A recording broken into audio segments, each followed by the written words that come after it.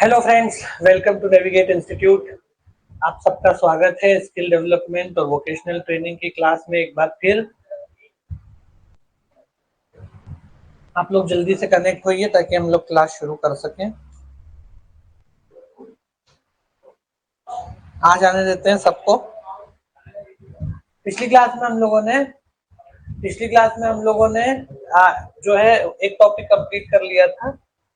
आज हम एक नए टॉपिक के साथ हैं। आज एक्चुअली हमको दो टॉपिक्स करने हैं। एक है academic facilities, academic and physical facilities इसको बोलते हैं।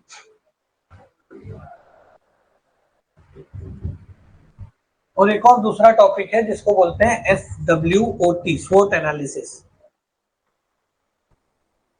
स्वॉट एनालिसिस, SWOT, स्वॉट एनालिसिस। ये दो टॉपिक्स आपके सिलेबस में है। जनरल एडमिनिस्ट्रेशन जो एकेडमिक एडमिनिस्ट्रेशन है उससे जुड़े हुए टॉपिक्स है दोनों ही। देखिए इसमें जो टर्म्स आएंगी स्वॉट एनालिसिस, देखिए ये तो एकेडमिक और फिजिकल फैसिलिटीज है, ये तो एकेडमिक्स का टॉपिक है। लेकिन जो स्वॉट एनालिसिस है वो जनरल मैनेजमेंट का टॉपिक है। तो उसमें मैनेजमेंट वाली टर्म्स आती है, उसी मैनेजमेंट के कंसेप्ट को हमको एकेडमिक मैनेजमेंट में या एकेडमिक एडमिनिस्ट्रेशन में अप्लाई करना है। कंसेप्ट वही रहेगा। तो आप लोग जुड़िए, तो फिर हम लोग शुरू करते हैं। एकेडमिक फैसिलिटीज, देखिए एकेडमिक फैसिलिटीज या फिजिकल फैसिलिटीज का मतलब क्या होता है। मैंने आपको बताया था कि आप लोग जब प्रिंसिपल बनेंगे या डायरेक्टर बनेंगे किसी भी कॉलेज के या किसी भी इंस्टीट्यूट के, तो वहां पर आपको एकेडमिक एडमिनिस्ट्रेशन से जुड़े हुए सारे इंपॉर्टेंट डिसीजंस लेने पड़ेंगे। आपके इंस्टीट्यूट का, आपके कॉलेज का जो एकेडमिक एडमिनिस्ट्रेशन है वो बहुत अच्छा चले, बहुत इफिशियंट हो, बहुत इफेक्टिव हो और बहुत प्रॉपर मैनर में स्मूथली रन करे। ये आपका फोकस और ये आपका ऑब्जेक्टिव वहां पर होना चाहिए। ऐसी कंडीशन में जब आपको अपने इंस्टीट्यूशन या कॉलेज में एडमिनिस्ट्रेशन को, मैनेजमेंट को, एकेडमिक फैसिलिटीज को बेटर बनाना है, इसलिए आपको ये समझ में आना चाहिए कि एकेडमिक फैसिलिटीज होती क्या है और उनको कैसे बेटर बनाने के लिए काम करना चाहिए। ठीक है, तो ये बहुत जनरल टॉपिक है, इसमें बहुत ज्यादा ऐसे समझने वाली चीजें नहीं है, लेकिन फिर भी हम इसको देखते हैं। हालांकि कॉमन सेंस वाले टॉपिक्स हैं ज्यादातर। एकेडमिक फैसिलिटीज की अगर हम बात करें, एकेडमिक फैसिलिटीज या फिजिकल फैसिलिटीज, तो इसमें क्या रहेगा। एकेडमिक फैसिलिटी जैसे क्लासरूम हो गया, क्लासरूम हो गया, क्लासरूम फैसिलिटीज हो गई। उसके बाद लैब्स हो गई, लेबोरेटरीज हो गई।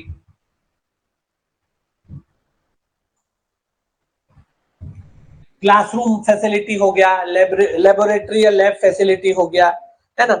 लाइब्रेरी फैसिलिटीज हो गया, लाइब्रेरी फैसिलिटी हो गया,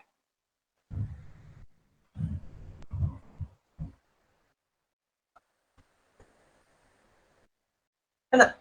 तो ये सारी फैसिलिटीज जो किसी भी इंस्टीट्यूट में, किसी भी कॉलेज में प्रॉपर फंक्शनिंग के लिए और उस कॉलेज के इफिशिएंट और इफेक्टिव मैनर में काम करने के लिए जरूरी होती है, उसमें एकेडमिक और फिजिकल फैसिलिटीज शामिल है। अब एकेडमिक और फिजिकल फैसिलिटीज की अगर अपन बात करें तो उसमें ये सारी फैसिलिटीज रहती है, जैसे classroom, laboratories, library, offices, office की जो फैसिलिटीज है, मतलब ऑफिस मतलब जैसे अकाउंट सेक्शन हो गया, एडमिशन सेक्शन हो गया, है ना। Office, classroom facilities, laboratory facilities, library facilities, office facilities, है ना। और अदर्स, अदर्स में भी कुछ फैसिलिटीज आ सकती है, जैसे हॉस्पिटल की facilities, first aid facilities, sports से जुड़ी हुई फैसिलिटीज। तो इसमें कुछ फैसिलिटीज एकेडमिक है, कुछ फिजिकल फैसिलिटीज होती है। अब अगर अपन क्लासरूम फैसिलिटीज की बात करें तो क्लासरूम फैसिलिटी में क्या चीजें आ जाएंगी भाई। क्लासरूम जो है वो पहली चीज है कि उसमें स्पेशियस होना चाहिए, जितने स्टूडेंट है, स्ट्रेंथ जितनी है उसके हिसाब से बैठने की अरेंजमेंट, मतलब ये कि स्पेशियस होना चाहिए। ये नहीं है कि छोटा सा कमरा है और उसमें 60 बच्चे बिठा दिए। ऐसी स्थिति में बच्चे ठीक से पढ़ पाएंगे क्या? नहीं पढ़ पाएंगे। तो क्लासरूम फैसिलिटीज में क्या है कि क्लासरूम स्पेशियस होना चाहिए। इसके लिए गाइडलाइंस बनाई हुई है कि भाई अगर 60 है स्टूडेंट तो कितने बाय कितने का क्लासरूम मिनिमम होना ही चाहिए। अगर 120 स्टूडेंट्स है क्लास में तो कितने बाय कितने का क्लासरूम होना चाहिए, तो इसके लिए गाइडलाइंस बनाई जाती है। तो ये क्लासरूम फैसिलिटीज है कि भाई प्रॉपर स्पेशियस होना चाहिए, उसके बाद क्लीनलीनेस होनी चाहिए पूरे क्लासरूम में भी और पूरे कैंपस में, ठीक है। हाइजीन का ध्यान रखा जाना चाहिए पूरे कॉलेज में, मतलब ये तो कैंपस से रिलेटेड चीजें हैं, है ना। उसके बाद प्रॉपर फर्नीचर, फर्नीचर का मतलब डेस्क वगैरह, आपके टेबल, ये सब होना चाहिए।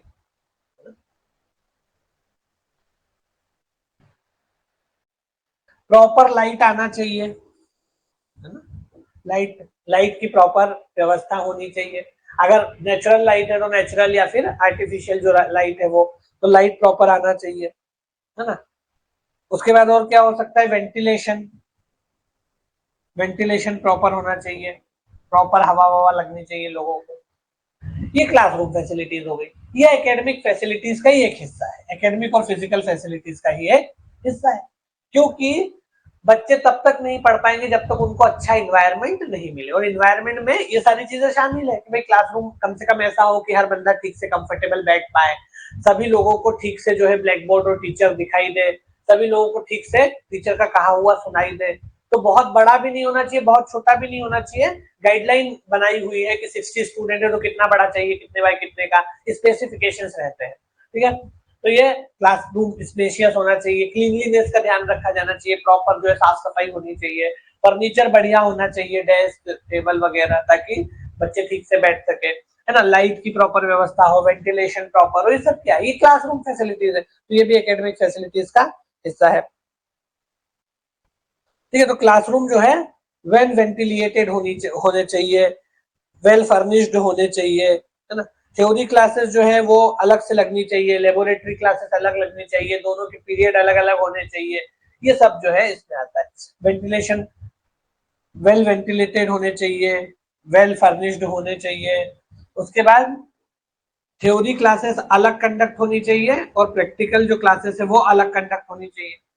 थ्योरी के लिए क्लासरूम्स हैं और प्रैक्टिकल के लिए लेबोरेटरीज हैं, ये प्रॉपर होना चाहिए, है ना। उसके बाद फर्नीचर प्रॉपर हो, हाँ, और आपका ब्लैक बोर्ड प्रॉपर हो, सारा जो रिसोर्सेस लगते हैं, जो भी जरूरतें हैं, भाई ब्लैक बोर्ड है तो चौक प्रॉपर होनी चाहिए, ये सारी चीजें। हर व्यक्ति को ब्लैक बोर्ड का जो स्पेस है या जो ब्लैक बोर्ड का जगह बनाई हुई है वो ऐसी है कि सभी लोगों को वहां, मतलब सभी स्टूडेंट्स को वहां दिखाई दे, है ना। ऐसा नहीं है कि एक तरफ लगा दिया तो कहीं से ज्यादा दिख रहा है, कहीं से कम दिख रहा है, बराबर दिखाई, इक्वी डिस्टेंस या इक्वी विजिबल होना चाहिए, इक्वली विजिबल होना चाहिए। जो भी स्टाफ है उसको प्रॉपरली इन सब चीजों पे ध्यान देना चाहिए। तो ये सब क्या आता है, ये सब आता है आपके फैसिलिटीज, जिसमें मेनली एकेडमिक फैसिलिटीज और फिजिकल फैसिलिटीज है, उसके अंतर्गत ये सारी चीजें रहती है। अब अगर अपन लेबोरेटरी फैसिलिटीज की बात करें तो लेबोरेटरी फैसिलिटीज में क्या चीजें आ जाएंगी।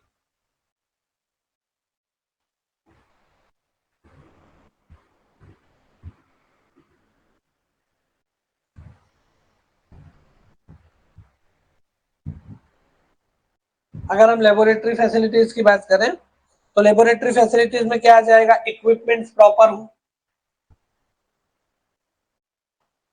पहली बात तो सेपरेट लैब्स होनी चाहिए, सबसे बड़ी बात।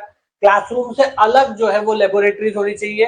आपको थ्योरी पढ़ाने के लिए अलग क्लासरूम्स होने चाहिए, और प्रैक्टिकल करवाने के लिए वर्कशॉप या लेबोरेटरीज होनी चाहिए। टेक्निकल और वोकेशनल एजुकेशन में क्लासरूम से ज्यादा लेबोरेटरीज का इंपॉर्टेंस होता है, क्योंकि आपको थ्योरी तो पढ़ना ही पढ़ना है, लेकिन आपको काम सीखना है। उसमें जितना इंपॉर्टेंस थ्योरी क्लासेस का है उतना ही, या बल्कि उससे ज्यादा कहना चाहिए कि इंपॉर्टेंट वर्कशॉप्स, लेबोरेटरीज और प्रैक्टिकल क्लासेस का रहता है, ठीक है। तो आप क्योंकि टेक्निकल एजुकेशन के टेक्निकल इंस्टीट्यूशंस में ही जाने वाले हैं, तो वहां पर आप देखेंगे कि थ्योरी क्लासेस का जितना इंपॉर्टेंस है वो तो है ही है, लेकिन उससे ज्यादा लैब्स और वर्कशॉप्स का इंपॉर्टेंट होता है, क्योंकि इनमें आपको काम एक्चुअली सीखना है। थ्योरी तो आप किताब पढ़ के भी सीख सकते हो। तो सबसे बड़ी बात, सबसे पहली चीज तो है कि सेपरेट लेबोरेटरीज होनी चाहिए क्लासरूम से। क्लासरूम अलग होना चाहिए, लेबोरेटरी अलग होनी चाहिए। फिर लेबोरेटरी भी है, स्पेशियस होनी चाहिए। अब मशीनें रखने के लिए, इक्विपमेंट्स रखने के लिए जगह चाहिए, तो उतना बड़ा जगह होना चाहिए। इसके लिए भी रिक्वायरमेंट जो है, स्पेसिफिकेशंस डिसाइड किए हुए हैं।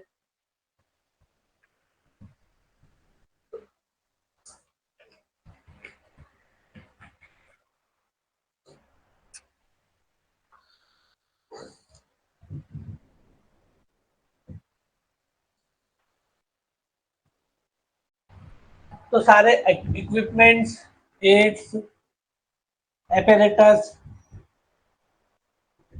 है ना, सेफ्टी इक्विपमेंट्स, मतलब एक्सपेरिमेंट इक्विपमेंट के साथ साथ सेफ्टी इक्विपमेंट्स भी।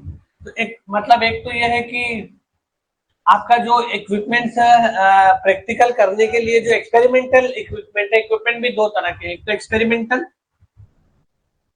और दूसरे होते हैं सेफ्टी इक्विपमेंट्स। तो दोनों ही होना चाहिए। जैसे अगर आप लोग वेल्डिंग कर रहे हैं तो प्रॉपर जो है वो मास्क वगैरह होना चाहिए मुंह कवर करने के लिए, फेस कवर करने के लिए, ताकि आंखों पे या चेहरे पर उसका जो है वो ना हो। फिर जब आप देखते हैं कि वेल्डिंग करते हैं तो लोग एक तरह के खास तरह के चश्मे पहन लेते हैं गॉगल्स। से क्या होता है कि जो आप वेल्डिंग कर रहे हैं तो उसका जो आंखों पे उसका असर नहीं होता उसको देखते हुए, और आप उसको मतलब प्रॉपरली कर पाते हैं क्योंकि उसमें से स्पार्कल्स निकलती है। तो वो दोनों चीजों के लिए इम्पोर्टेंट है। और भी बहुत सारे ऐसे एक्सपेरिमेंट्स होते हैं जिनमें सेफ्टी की जरूरत है। जैसे मास्क, आपको मास्क पहनने की जरूरत होती है। केमिस्ट्री में बहुत सारे ऐसे एक्सपेरिमेंट्स होते हैं जिनमें मास्क पहनने की जरूरत होती है, हैंड में, हाथों में ग्लव्स पहनने की जरूरत होती है। तो दोनों तरह के इक्विपमेंट, चाहे एक्सपेरिमेंट वाले इक्विपमेंट हो चाहे सेफ्टी इक्विपमेंट है, वो प्रॉपर मैनर में आपको प्रोवाइड किए जाने चाहिए, टीचर्स को भी और लर्नर्स को भी, दोनों को। क्योंकि टीचर आपको करके बताएगा तो टीचर को भी और लर्नर को भी, दोनों को मिलना चाहिए।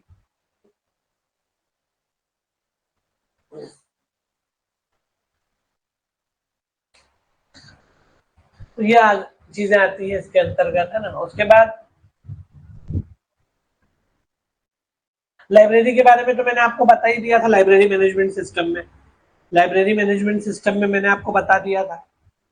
लाइब्रेरी मैनेजमेंट सिस्टम में भी क्या है कि जो सारी किताबें हैं, रेफरेंसेस है ना, आर्टिफैक्ट्स जिसको हमने बोला था। आर्टिफैक्ट्स का मतलब क्या होता है? किताबें हैं, बुक्स हैं, आपकी जर्नल्स हैं, बुक्स, जर्नल्स, मैगजीन्स, उसके बाद charts, periodicals, even newspapers etcetera, ये सब जो है आपकी लाइब्रेरी में अवेलेबल होने चाहिए। और प्रॉपर नंबर में, प्रॉपर अमाउंट में या प्रॉपर नंबर में होने चाहिए। ये नहीं है कि आप इशू करवाने गए और कहा कह रहे वो तो 10 ही थी, बांट दी किताब। ऐसा बहुत बार लाइब्रेरीज में होता है। आप लोगों ने देखा होगा कि मान लीजिए कि स्टॉक जो आया, अब एक कोई खास किताब है जिसकी डिमांड है और वो कई बार आउट ऑफ स्टॉक हो जाती है, तो लाइब्रेरीज में कहा जाता है कि अरे वो तो सारी अभी इशूड है, जब वो आ जाएंगी तब आपको इशू करेंगे। फिर कई बार बुक जो है वो री इशू नहीं की जाती लाइब्रेरीज के द्वारा, कह रहे उसकी तो डिमांड ज्यादा है, एक ही बार पढ़ने के लिए मिलेगी, है ना। तो ऐसे बहुत सारे, तो स्टॉक जो है बुक्स का वो प्रॉपर होना चाहिए। स्टॉक सिर्फ बुक्स का ही नहीं, मतलब अगर आप लाइब्रेरी के मामले में देखें तो लाइब्रेरी के मामले में भी स्टॉक प्रॉपर होना चाहिए। ये नहीं है कि भाई मशीनें कम पड़ जाएं, ये भी नहीं होना चाहिए कि बहुत सारी ज्यादा ले ली, वो भी दिक्कत है। तो कम भी नहीं होना चाहिए, ज्यादा भी नहीं होना चाहिए, जितनी जरूरत है उतनी मशीनें, उतने इक्विपमेंट, उतने अपैरेटस लेने चाहिए। इसी तरह बुक्स का भी है। बुक्स भी जो है वो एडिक्वेट संख्या में होनी चाहिए, एडिक्वेट नंबर्स में होनी चाहिए। ये नहीं है कि स्टूडेंट्स के बीच में उसकी डिमांड है और वो किताब लाइब्रेरी में है ही नहीं। तो ये सब आती है एकेडमिक फैसिलिटीज में। तो स्टॉक में, स्टॉक जो है उसको रिव्यू किया जाना चाहिए ओवर द पीरियड, मतलब टाइमली मैनर में, पीरियोडिकली। अगर आप स्टॉक को रिव्यू करेंगे तो आपको डिमांड को समझने में आसानी होगी। जैसे मान लो कि कोई किताब आपने बुलवाई 50, लेकिन ये बुक जो है बच्चों को ठीक से समझ में आ रही है और इसी को बच्चे पढ़ते हैं। जैसे कोई बहुत फेमस किताब है, बच्चे इसी को पढ़ते हैं। अब हर बच्चा जो है इशू करवाने आता है यही वाली किताब, और आपके स्टॉक में ये 50 ही है। तो अगली बार जब आप अपने स्टॉक को रिव्यू करेंगे तो डिमांड बेस्ड तरीके से, कि नहीं यार ये पर्टिकुलर किताब है, इसकी डिमांड बहुत आती है और अपने पास ये 50 ही है, तो इसकी संख्या बढ़ा करके 80 कर देनी चाहिए। ठीक है। तो ये एकेडमिक फैसिलिटीज है, ये सब मैनेजमेंट के लेवल पे चीजें चलती है, बहुत मतलब कॉमन चीजें है।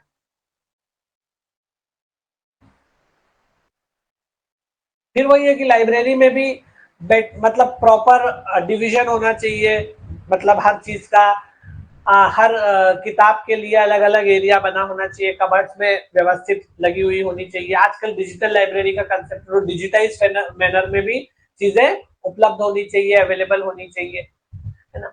और जो डिवीजन है किताबों का, उनकी जो कैटेलॉगिंग है, ये सब प्रॉपर होनी चाहिए। अगर कैटेलॉगिंग प्रॉपर होगी, वहां पर वो प्रॉपर तरीके से रखी होगी, उनको ठीक तरीके से डिवाइड करके रखा जाएगा अलग अलग विंग्स में, तो उसको उसको भी एकेडमिक फैसिलिटी में गिना जाता है। ठीक है, तो एकेडमिक फैसिलिटी में ये सारी चीजें आती है जिसमें लाइब्रेरी से जुड़ी हुई चीजें भी है। फिर वही, ये लाइब्रेरी मैनेजमेंट में अपन ने देखा था कि यूनिक आइडेंटिफिकेशन नंबर होना चाहिए लाइब्रेरी का। इशू इशू करने के टाइम पे आपको जो है कुछ समय के लिए इशू की जाती है, फिर आपको जो है उसको सबमिट करना पड़ती है। अगर कोई लाइब्रेरी में कोई किताब ऐसी है जिसकी डिमांड ज्यादा है, तो उसको फिर उसका रिव्यू करके उसको और ज्यादा स्टॉक में लेना, मतलब स्टॉक उसका बढ़ा देना चाहिए। ये सारी चीजें इसमें आती है। उसके बाद ऑफिस मैनेजमेंट की अगर अपन बात करें, और भी चीजें हैं इसमें, और हेल्थ केयर है, जनरल इन्वायरमेंट है, कैंपस है, ये सब इसमें आता है। हेल्थ केयर, कैंपस, ये सब फिजिकल एकेडमिक एक्टिविटीज का हिस्सा है।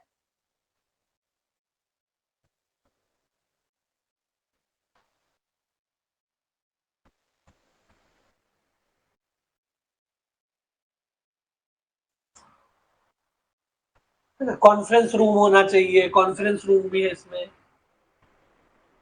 कॉन्फ्रेंस रूम होना चाहिए, है ना। हर इंस्टीट्यूट में आप देखते हैं कि एक कॉन्फ्रेंस रूम रहता है, बड़ा सा हॉल होता है, जिसमें सारे स्टूडेंट्स को अगर जरूरत हो तो बुलाया जाता है। और भी जो बहुत सारे फंक्शंस कंडक्ट होते हैं, कॉन्फ्रेंसेस कंडक्ट होती है, अगर कोई स्पीचेस वगैरह होती है, कोई भी कार्यक्रम होता है तो वहां पर कंडक्ट किया जाता है। क्योंकि क्लासरूम छोटे छोटे हैं, तो एक बड़ा सा ऐसा हॉल होना चाहिए जहां पर ज्यादा संख्या में बच्चे आ सके, तो कॉन्फ्रेंस रूम होना चाहिए हर कॉलेज में।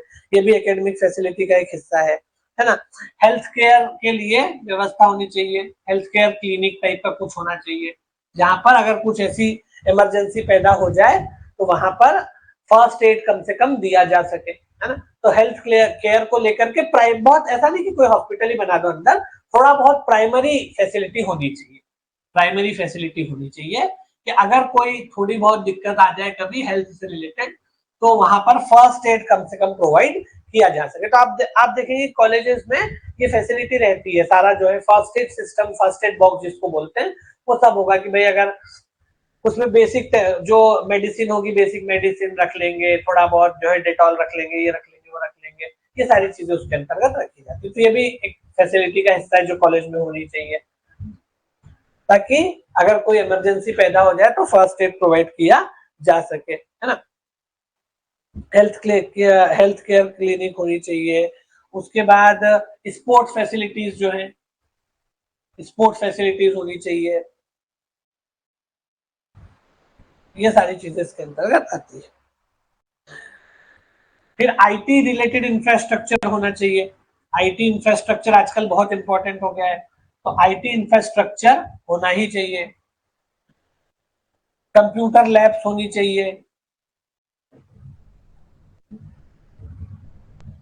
कंप्यूटर, आप किसी भी इंस्टीट्यूट में जाएं, आजकल कंप्यूटर के बिना काम नहीं होता, तो कंप्यूटर लेबोरेटरीज होनी चाहिए प्रॉपर। आईटी इंफ्रास्ट्रक्चर का मतलब ये है कि कंप्यूटर्स हो, इंटरनेट लगा हुआ हो, है ना, कंप्यूटर लैब्स हो, ताकि उसमें कोई भी काम आसानी से किया जा सके। तो आईटी इंफ्रास्ट्रक्चर का मतलब होता है इंफॉर्मेशन टेक्नोलॉजी से रिलेटेड, मतलब यही है कि इंटरनेट कनेक्शन वाईफाई से कनेक्टेड हो, और इस तरह के कंप्यूटर लैब्स हो जिसमें कंप्यूटर पर जो ऑनलाइन काम होते हैं वो काम सारे हो जाए। ज्यादातर जो अकाउंट सेक्शन का, इसका उसका सारा काम जो है वो ऑनलाइन आजकल होता है कॉलेजेस में, तो इसके लिए आईटी इनेबल्ड इंफ्रास्ट्रक्चर होना जरूरी है, नहीं तो कैसे होगा। अब आप देखिए, अकाउंट की जानकारी हो, चाहे आपकी फीस का रिकॉर्ड हो, चाहे आपका रिजल्ट का रिकॉर्ड हो, एग्जाम का रिकॉर्ड हो, टाइम टेबल हो, चाहे फैकल्टीज का रिकॉर्ड हो, एनीथिंग, आजकल सारा का सारा, आजकल मैन्युअल और फिजिकल फॉर्म में कुछ भी स्टोर नहीं किया जाता, सब कुछ कंप्यूटर पे किया जाता है। इसलिए कंप्यूटर फैसिलिटी, कंप्यूटर लैब्स होना, और आईटी का हर डिपार्टमेंट में आईटी का एक इंफ्रास्ट्रक्चर होना जरूरी है, क्योंकि आपका पूरा रिकॉर्ड तो कंप्यूटर पर ही रखा जाएगा, उसी पर सेव किया जाएगा, उसी से रिट्रीव किया जाएगा जरूरत पड़ने पे। तो आईटी का पूरा एक इनेबल एनवायरनमेंट हर कॉलेज में होना चाहिए, जाहिर सी बात है। तो कंप्यूटिंग लैब्स हो, आईटी इंफ्रास्ट्रक्चर हो, है ना, maintenance off campus infrastructure,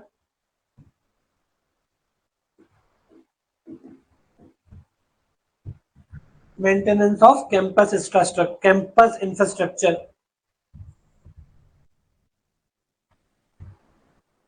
campus infrastructure का मेंटेनेंस प्रॉपर होना चाहिए। कैंपस मतलब आपका जो पूरा एरिया है वो स्पोर्ट्स कॉम्प्लेक्स हो, अलग से यहाँ मैंने लिख ही दिया, स्पोर्ट कॉम्प्लेक्स हो, कैंपस इंफ्रास्ट्रक्चर जो है वो प्रॉपरली मेंटेन्ड हो।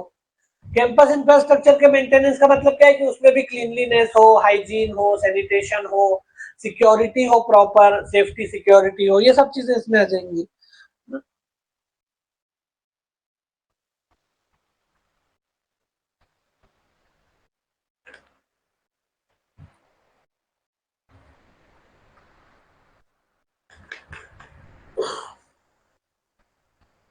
तो कैंपस इंफ्रास्ट्रक्चर के बाद स्टूडेंट सपोर्ट। स्टूडेंट को अगर कुछ भी क्वेरी है, कोई भी दिक्कत आ रही है, तो उसके लिए स्टूडेंट सपोर्ट मैकेनिज्म या सिस्टम बना हुआ होना चाहिए। स्टूडेंट सपोर्ट सिस्टम, अगर किसी भी चीज से कोई भी दिक्कत किसी भी एरिया में आ रही है तो स्टूडेंट सपोर्ट सिस्टम होना चाहिए।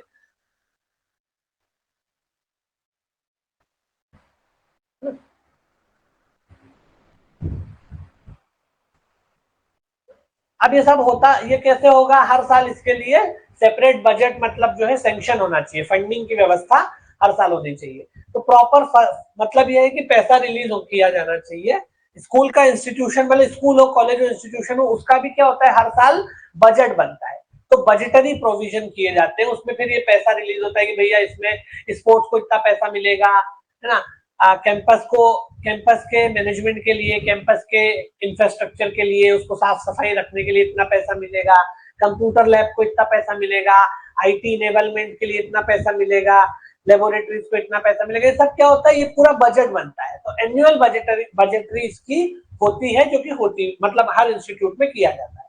तो इसमें जितनी रिक्वायरमेंट होती है उतना फंड अलग अलग डिपार्टमेंट को दिया जाता है और उन्हीं डिपार्टमेंट के उसी मद में वो खर्च किया जाता है, उसी चीज पर खर्च किया जाता है। ठीक है, तो सेपरेट बजटरी प्रोविजन होने चाहिए, ये भी आप लिख सकते हैं, जो कि होते हैं और होने चाहिए, अगर नहीं होते तो होने चाहिए। सेपरेट बजटरी प्रोविजन होने चाहिए एनुअल बेसिस पे, एनुअल बेसिस पे सेपरेट बजटरी प्रोविजन होने चाहिए। अभी जनरल चीजें हैं, मतलब ये है कि ये आप कॉमन सेंस से करने वाली चीजें, इसमें बहुत ज्यादा ऐसा नहीं है कि आपको बहुत उसमें पढ़ने की जरूरत है। एकेडमिक फैसिलिटीज, फिजिकल फैसिलिटीज आप सब कॉलेजेस में पढ़े ही हैं, कॉलेजेस में क्या क्या चीजें रहती हैं, क्या क्या चीजें होनी चाहिए, ये सब चीजें इसमें कॉमन चीजें हैं, जनरल जो है आप कॉमन सेंस से कर लो, ऐसी चीजें इसमें शामिल है। ठीक है, बजट तो होना ही चाहिए, सेपरेट बजट, और फंड भी अच्छे मिलने चाहिए, पर्याप्त एडेक्युएट फंड होने चाहिए, adequate fund to be sanctioned or has to be sanctioned।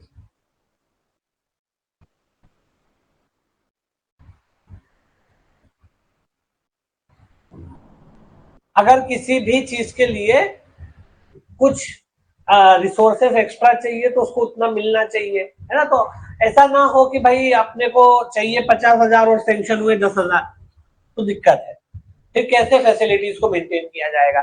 तो एकेडमिक या फिजिकल फैसिलिटीज को मेंटेन करने के लिए जो पहली शर्त है वो ये है कि सेपरेट बजटरी प्रोविजन हो, और उन सेपरेट बजटरी प्रोविजन में एडिक्वेट फंड्स मिले उस डिपार्टमेंट को जिसको उसकी मतलब जिसे जितनी जरूरत है उतना फंड रिलीज किया जाए।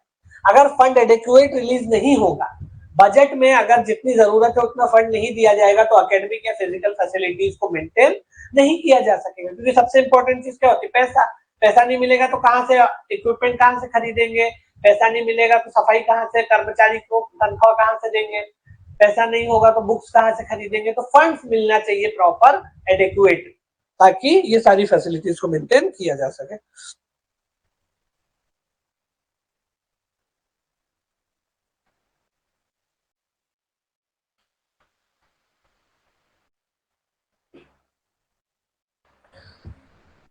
इसके लिए इसके लिए क्या होना चाहिए, वेल डिफाइंड गाइडलाइंस पहले से होनी चाहिए, ताकि हर काम के लिए जब आग लगे तब कुआं ना खोदा जाए। पहले से ही वेल डिफाइंड गाइडलाइंस होनी चाहिए, जो कि रहती है। जब गाइडलाइंस आपके पास रहती हैं तो आपको काम करने में आसानी होती है। तो जो head of the department, head of the institution है, उसके सुपरविजन और उसके जिसको हम कहेंगे लीडरशिप में एक गाइडलाइंस बनाई जानी चाहिए, जिन गाइडलाइंस को बाकी के डिपार्टमेंट्स के बाकी के एम्प्लॉयज के द्वारा ओबे किया जाए, उनको फॉलो किया जाए। ठीक है, तभी ये काम हो पाएगा। तो हर चीज के लिए वेल डिफाइंड गाइडलाइंस होनी चाहिए और वेल डिफाइंड प्रोसीजर्स होनी चाहिए कि कैसे करना है काम को। वेल डिफाइंड गाइडलाइंस होनी चाहिए और वेल डिफाइंड प्रोसीजर्स होनी चाहिए। जैसे मैं आपको एक एग्जांपल देता हूं, जैसे मैंने आपको बताया कि भाई क्लासरूम, जो क्लासरूम में स्पेस वाला है, एक होता है प्रॉपर क्लासरूम। एकेडमिक फैसिलिटी में एक फैसिलिटी है जिसको बोलते हैं क्लासरूम फैसिलिटी। एकेडमिक फैसिलिटी के अंतर्गत एक फैसिलिटी होती है जिसको बोलते हैं क्लासरूम फैसिलिटी।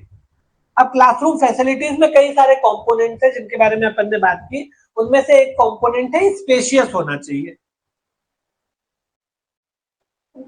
क्लासरूम फैसिलिटी में बहुत सारे फैसिलिटीज है, जिसमें प्रॉपर लाइटिंग, प्रॉपर वेंटिलेशन, है ना, black board, proper resources, furniture, equidistance हो, स्पेशियस हो, ये सब चीजें हैं उसमें। क्लीनलीनेस हो, सेपरेट हो, फिजिक्स मतलब थ्योरी के लिए, प्रैक्टिकल के लिए सेपरेट हो, ऐसा है। तो इसमें एक कंपोनेंट है स्पेशियस। अब इसके लिए पहले से गाइडलाइन बनाई जा सकती है कि भाई अगर 60 स्टूडेंट वाला क्लासरूम है तो वो कितने बाय कितने का होना चाहिए। अगर 90 स्टूडेंट्स का क्लासरूम है तो वो कितने बाय कितने का होना चाहिए।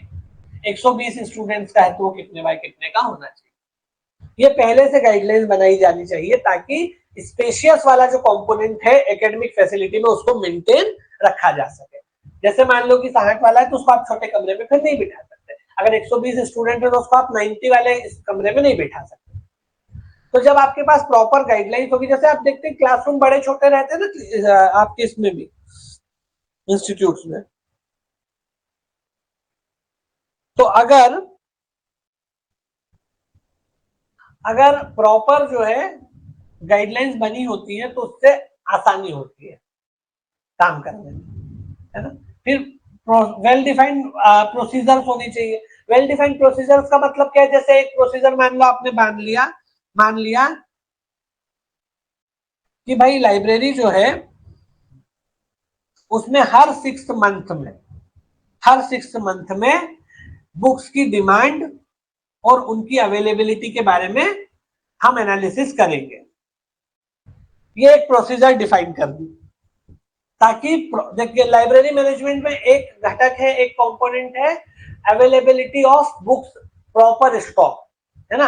अगर हम लाइब्रेरी मैनेजमेंट, मैं आपको लाइब्रेरी मैनेजमेंट का एग्जांपल देता हूं। जैसे लाइब्रेरी मैनेजमेंट है, लाइब्रेरी मैनेजमेंट में एक कंपोनेंट क्या है, एक कंपोनेंट होता है stock of books, adequate stock of artefacts, जो भी चीजें इसमें है उनका एडेक्वेट स्टॉक। अब इसके लिए एक प्रोसीजर डिफाइन कर दी कि भाई हर 6 मंथ पे, एवरी 6 मंथ हम डिमांड, बुक्स की डिमांड और उसके रिस्पेक्ट में स्टॉक ऑफ बुक्स, इसको एनालाइज करेंगे। और फिर अगर हमको लगेगा कि डिमांड और स्टॉक ऑफ बुक्स में कोई गैप आ रहा है तो उसको कवर करने के लिए काम किया जाएगा। ठीक है, तो एक प्रोसीजर बना दी, एक अपना नियम बना दिया कि भाई हर 6 महीने पे लाइब्रेरी वाले को ये काम करना है, क्योंकि 6 महीने में आपको पता चल जाएगा कि भाई किस बुक की कितनी डिमांड आई और उस डिमांड के कंपैरिजन में अपने पास वो बुक्स कितनी है। क्या एक महीने में 100 किताबों की डिमांड आई और अपने पास 25 ही किताबें थी, तो फिर 75 एक्स्ट्रा मंगवा लेंगे। तो ये एनालिसिस लाइब्रेरी वाला जो भी सिस्टम, लाइब्रेरियन है, उसको ये जिम्मेदारी दी जा सकती है। तो ऐसी हर डिपार्टमेंट, हर सेक्शन, हर अलग अलग डिपार्टमेंट से रिलेटेड चीजों के लिए प्रॉपर गाइडलाइंस और प्रॉपर प्रोसीजर्स पहले से बनाई जानी चाहिए। इससे क्या होगा, इससे एकेडमिक फैसिलिटीज को मेंटेन करना या एकेडमिक फैसिलिटीज को डिलीवर करना या फिजिकल फैसिलिटीज को डिलीवर करना will be easy for the administration. अगर प्रॉपर गाइडलाइंस और प्रॉपर प्रोसीजर्स नहीं होती तो फिर अलग अलग तरह की समस्याएं पैदा होती है और अलग अलग के लिए अलग अलग समाधान करना पड़ेगा, अलग अलग उसको सॉल्व करना पड़ेगा। इससे क्या होगा, इससे एक तरह का एनार्किस्ट माहौल पैदा हो जाएगा। और अगर आपके पास पहले से ही गाइडलाइंस, पहले से ही रूल्स बने हुए तो हर डिपार्टमेंट को आपको गाइडलाइन और रूल दे दो, उसको ओबे करना है। तो इससे क्या होगा, एक पूरी स्मूथ फंक्शनिंग बन जाएगी। मैनेजमेंट इसी तरह से किया जाता है।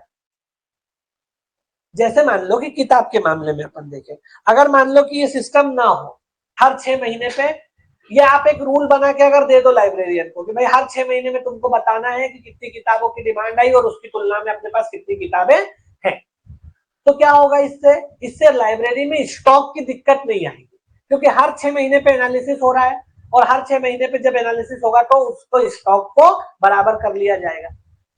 लेकिन अगर मान लो ये सिस्टम ना हो तो क्या होगा, पता ही नहीं चलेगा कि कौन सी किताब कम है, कौन सी किताब ज्यादा है, क्योंकि कभी भी इस बात का रिकॉर्ड ही नहीं रखा जाएगा, और रिकॉर्ड रखा भी जाएगा तो उसको एनालाइज नहीं किया जाएगा। इससे क्या होगा, लाइब्रेरी जो है, लाइब्रेरी में जो बुक्स के अवेलेबिलिटी का जो एक फैसिलिटी है जो स्टूडेंट्स को मिलनी चाहिए, जो कि एक जरूरी फैसिलिटी है, वो फैसिलिटी इंश्योर नहीं कर पाएगा इंस्टीट्यूट।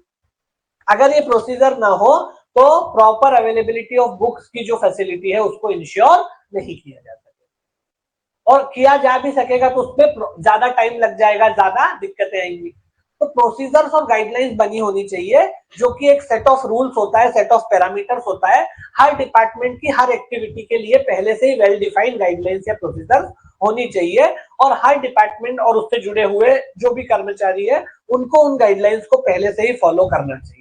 इससे क्या होगा, हम फैसिलिटीज जो स्टूडेंट्स को मिलनी चाहिए उनको आसानी से और बहुत प्रॉपर तरीके से वो सारी फैसिलिटीज प्रोवाइड कर पाएंगे, और इस बात को इंश्योर कर पाएंगे कि वो फैसिलिटीज स्टूडेंट्स को मिलेगी आसान तरीके से। ठीक है,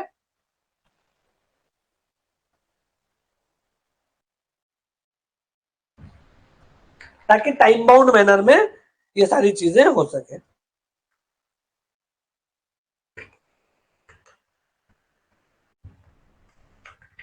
वरना टाइम बाउंड मैनर में वो फैसिलिटीज हम प्रोवाइड नहीं कर पाएंगे। इसके लिए कमिटीज भी बनाई जाती है, बहुत सारे कॉलेजेस में वेरियस कॉलेज कमिटी, मतलब कमिटीज बन जाती है, बनाई जाती है।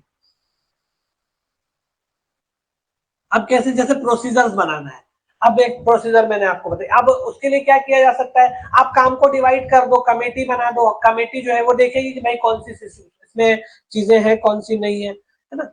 जैसे कॉलेज डेवलपमेंट कमेटी बनती है, सीडीपी, सीडीसी जिसको बोलते हैं, college development committee.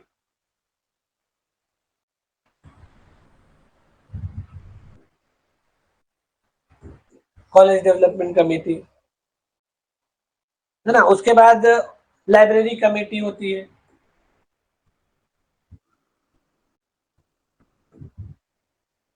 Library committee के बाद एक होती है जिसको बोलते हैं purchase and finance norms committee, purchase and finance committee या फाइनेंस नॉर्म कमेटी भी बोलते हैं।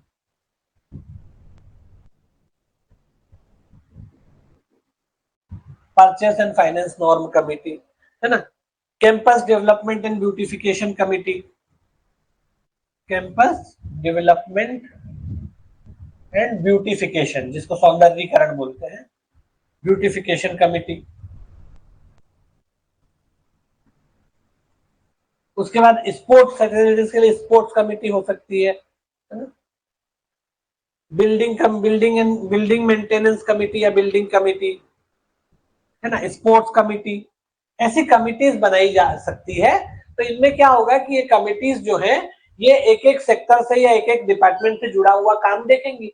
अब उस डिपार्टमेंट में क्या कमी है, फैसिलिटीज प्रोवाइड करने के मार्ग में क्या क्या दिक्कतें आ रही है, उनको दूर करने के लिए ये प्रयास करेंगे, मतलब रिपोर्ट करेंगी, अपना व्यू देंगी कि भाई इसमें लाइब्रेरी में फिलहाल ये समस्याएं हैं, स्पोर्ट्स में ये दिक्कतें आ रही है, ताकि इन फैसिलिटीज को स्टूडेंट्स को प्रॉपर तरीके से अच्छे तरीके से प्रोवाइड और इंश्योर किया जा सके। ठीक है, अब जैसे मान लो एक कमेटी बन गई जिसका नाम है campus development and beautification committee, ये कमेटी बना दी। अब इस कमेटी में क्या रहेगा, कुछ मेंबर बना दिए, इस मेंबर्स में स्टाफ भी हो सकता है और कुछ स्टूडेंट्स भी रख सकते हैं, दोनों हो सकते हैं।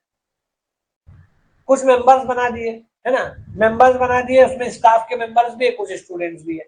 अब ये जो campus development and beautification committee है, इसका काम क्या रहेगा, ये देखेगा कि भाई कहीं पर भी अपना जो कैंपस है वो ठीक से बना हुआ है कि नहीं, ना, उसमें ये तो भाई लेबोरेटरीज प्रॉपर बनी हुई है या नहीं, क्लासरूम प्रॉपर बने हुए हैं या नहीं, है ना, उसमें क्लीनलीनेस ठीक से है कि नहीं, सैनिटेशन है या नहीं, हाइजीन है या नहीं, वॉशरूम्स वगैरह मेंटेन है या नहीं, है ना, गंदगी तो नहीं फैल रही, डस्टबिन प्रॉपर रखे हुए हैं या नहीं, आपके सेफ्टी और सिक्योरिटी के लिए सीसीटीवी कैमरास लगे हुए हैं या नहीं, गार्डन प्रॉपर है कि नहीं, है ना, गार्डन में बेंचेस वगैरह लगी है, बैठने की व्यवस्था, ये ब्यूटिफिकेशन का मतलब यही है ना। तो ये सब क्या है, कॉरिडोर ठीक से मेंटेन है कि नहीं, ये सब है कॉलेज कैंपस डेवलपमेंट और ब्यूटिफिकेशन। इसमें जहां भी कमी होगी तो ये बता देंगे, ये वाले जो कमेटी वाले हैं ये एडमिनिस्ट्रेशन को बता देंगे कि भैया हमारे यहाँ सेकेंड फ्लोर पे जो है डस्टबिन नहीं है, बच्चों को अगर कचरा फेंकना हो तो दिक्कत होती है, या फिर वो कहीं भी फेंक देते हैं, इससे जो है वहां पर गंदगी फैल रही है, बता सकते हैं। या टॉप फ्लोर जो है या थर्ड फ्लोर जो है वहां पे सीसीटीवी कैमरास काम नहीं कर रहे या लगे हुए नहीं, है ना। या भाई गार्डन जो है उसमें प्रॉपर जो है जो गार्डनिंग का काम ठीक से नहीं हो रहा, घास वास उगाई है, ये है वो है, उसको मेंटेन करवाने की जरूरत है। तो ये कमिटी जो है ये सारा काम करेगी और ये एडमिनिस्ट्रेशन को अपने रिकमेंडेशंस देगी। एडमिनिस्ट्रेशन और जो हेड है, जिसमें आप जिसमें प्रिंसिपल रहोगे तो आप हेड रहोगे, तो हेड जो है इसके जो रिकमेंडेशन है, इसकी जो शिकायत है उस पर देखेगा कि भाई ठीक बोल रहा है कि नहीं, और अगर ये कमेटी ठीक बोल रही हो तो फिर उस पर प्रॉपर एक्शन ले ले। तो इससे क्या होगा, एक तरह की फैसिलिटी आपको इंश्योर करने में, प्रोवाइड करने में मदद मिलेगी। तो ये प्रोसीजर्स फॉलो किए जाते हैं। ऐसे हर डिपार्टमेंट के बारे में कमेटी बना देते हैं। कमेटी का काम होता है उस डिपार्टमेंट में जो भी समस्याएं हैं, दिक्कतें हैं, उनको देखे और उससे जुड़े हुए रिकमेंडेशंस जो है वो हायर अथॉरिटीज को दे। हायर अथॉरिटीज उनके रिकमेंडेशंस को वेरीफाई करेगी और सही पाएगी तो उस पर प्रॉपर जो भी एक्शन लेना होगा वो एक्शन लेगी, ताकि वो उस डिपार्टमेंट से जुड़ी हुई वो पर्टिकुलर फैसिलिटी स्टूडेंट्स को और टीचर्स को इंश्योर की जाए, प्रोवाइड की जाए, अवेलेबल करवाई जाए। ठीक है, ये चीजें रहती है। या वाटर जैसे इसमें हो गया कि जैसे पानी है कि नहीं भाई, प्रॉपर वॉशरूम, पानी, ये सब चीजें इसमें आती है।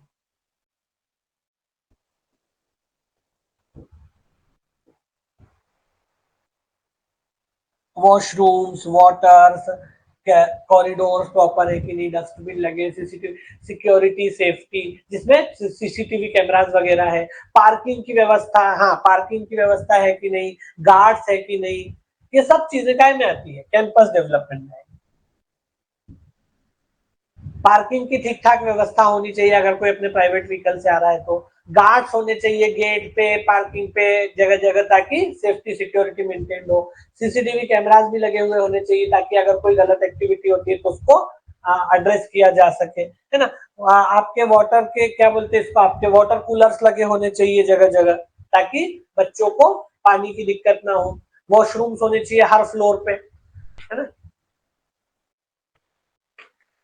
हर फ्लोर पे, मतलब थोड़ी थोड़ी दूरी पे हर फ्लोर पे वॉशरूम हो, हर फ्लोर पे वाटर कूलर्स लगे हो, पानी हो, उसके बाद सैनिटेशन हो, सफाई करने वाले हो, डस्टबिन लगे हुए हो, उसके बाद सेपरेट चीजें हो, उसके बाद सफाई वाले हो तो प्रॉपर सैनिटेशन हो, ये सब चीजें इसमें शामिल है। तो इसके लिए कमिटीज बन सकती हैं, बनाई जाती है, जो अपना काम करती है।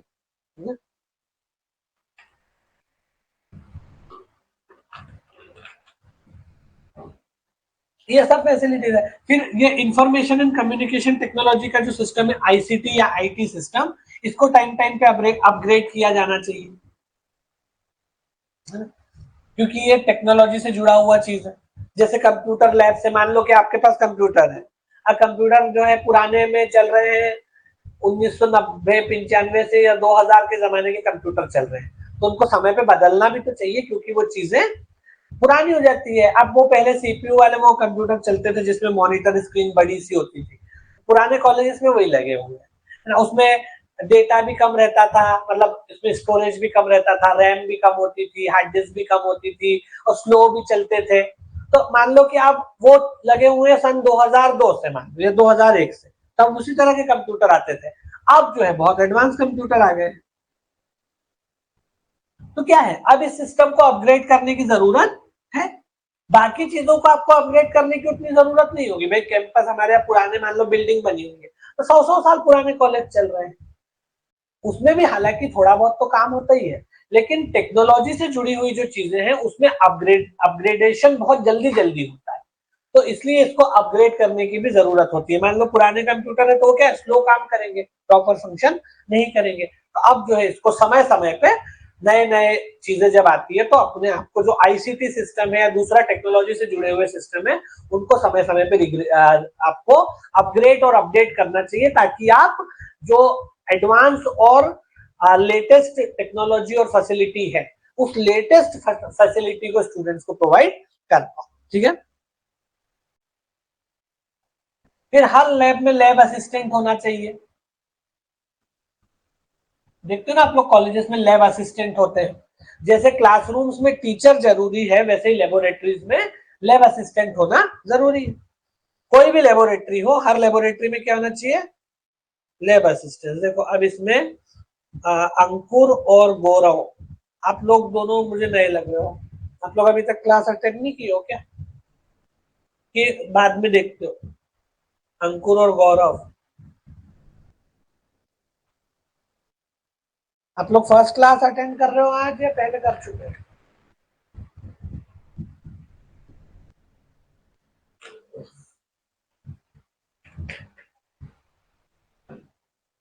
तो लैब असिस्टेंट होने चाहिए, क्योंकि जो लेबोरेटरी से रिलेटेड चीजें होती है वो कौन मैनेज करता है, लैब असिस्टेंट। तो हर लैब में, चाहे वो कंप्यूटर लैब हो चाहे आपकी दूसरी लैब हो, लैब का मतलब सिर्फ कंप्यूटर लैब नहीं है, आपकी दूसरी वर्कशॉप भी हो सकती है, वर्कशॉप हो सकती है आपके इलेक्ट्रिकल में, अगर आप हो तो इलेक्ट्रिकल वर्कशॉप हो सकती है ना। सर मैंने लेट ज्वाइन किया था। ओके सर, आज ही ज्वाइन किया है। अच्छा आप लोगों ने आज ही ज्वाइन किया है, ओके कोई बात नहीं। तो आप लोगों को खैर क्लासेस तो मिल जाएंगी, इसमें कोई दिक्कत नहीं। और अगर आपको कोई दिक्कत आए तो आप लोग, ये मेरा नंबर है, इस पे मुझे कांटेक्ट कर सकते हो।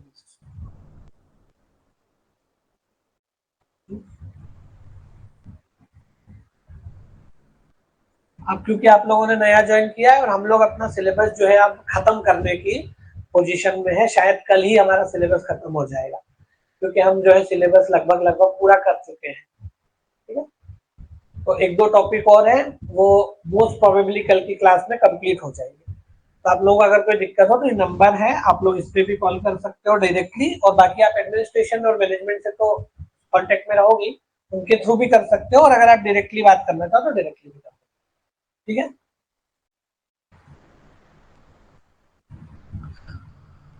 तो वर्कशॉप में लैब असिस्टेंट लैब में प्रॉपर होने चाहिए, है ना। और क्या अदर एक्टिविटीज, अदर फैसिलिटीज में और क्या हो सकती है, आप जो सोचो कॉलेज में वो सब होता है। प्रॉपर टाइम टेबल होना चाहिए, है ना, टाइम टेबल जो है वो प्रॉपर बना हुआ होना चाहिए, और ये आपको एडवांस में मिल जाना चाहिए, एडवांस में पता होना चाहिए, है ना? ये भी एक फैसिलिटी है। हटा दो, प्रॉपर टाइम टेबल होना चाहिए, और टाइम टेबल हमेशा कैसे मिलना चाहिए स्टूडेंट्स को, एडवांस में मिल जाना चाहिए। फिर हेल्थ फैसिलिटी मैंने आपको बताई दी, हेल्थ फैसिलिटी होना चाहिए। सेफ्टी सिक्योरिटी मैंने आपको बता ही दिया। इसमें रैगिंग, जो एंटी रैगिंग कमिटी होती है, हर कॉलेज में आजकल एक एंटी रैगिंग कमिटीज भी बनाई जाती है, खास करके इंजीनियरिंग कॉलेजेस वगैरह में, क्योंकि इन कॉलेजेस में ये ज्यादा आजकल तो कम हो गया है मेरे हिसाब से, कि होती है अभी भी एंटी रैगिंग कमिटी,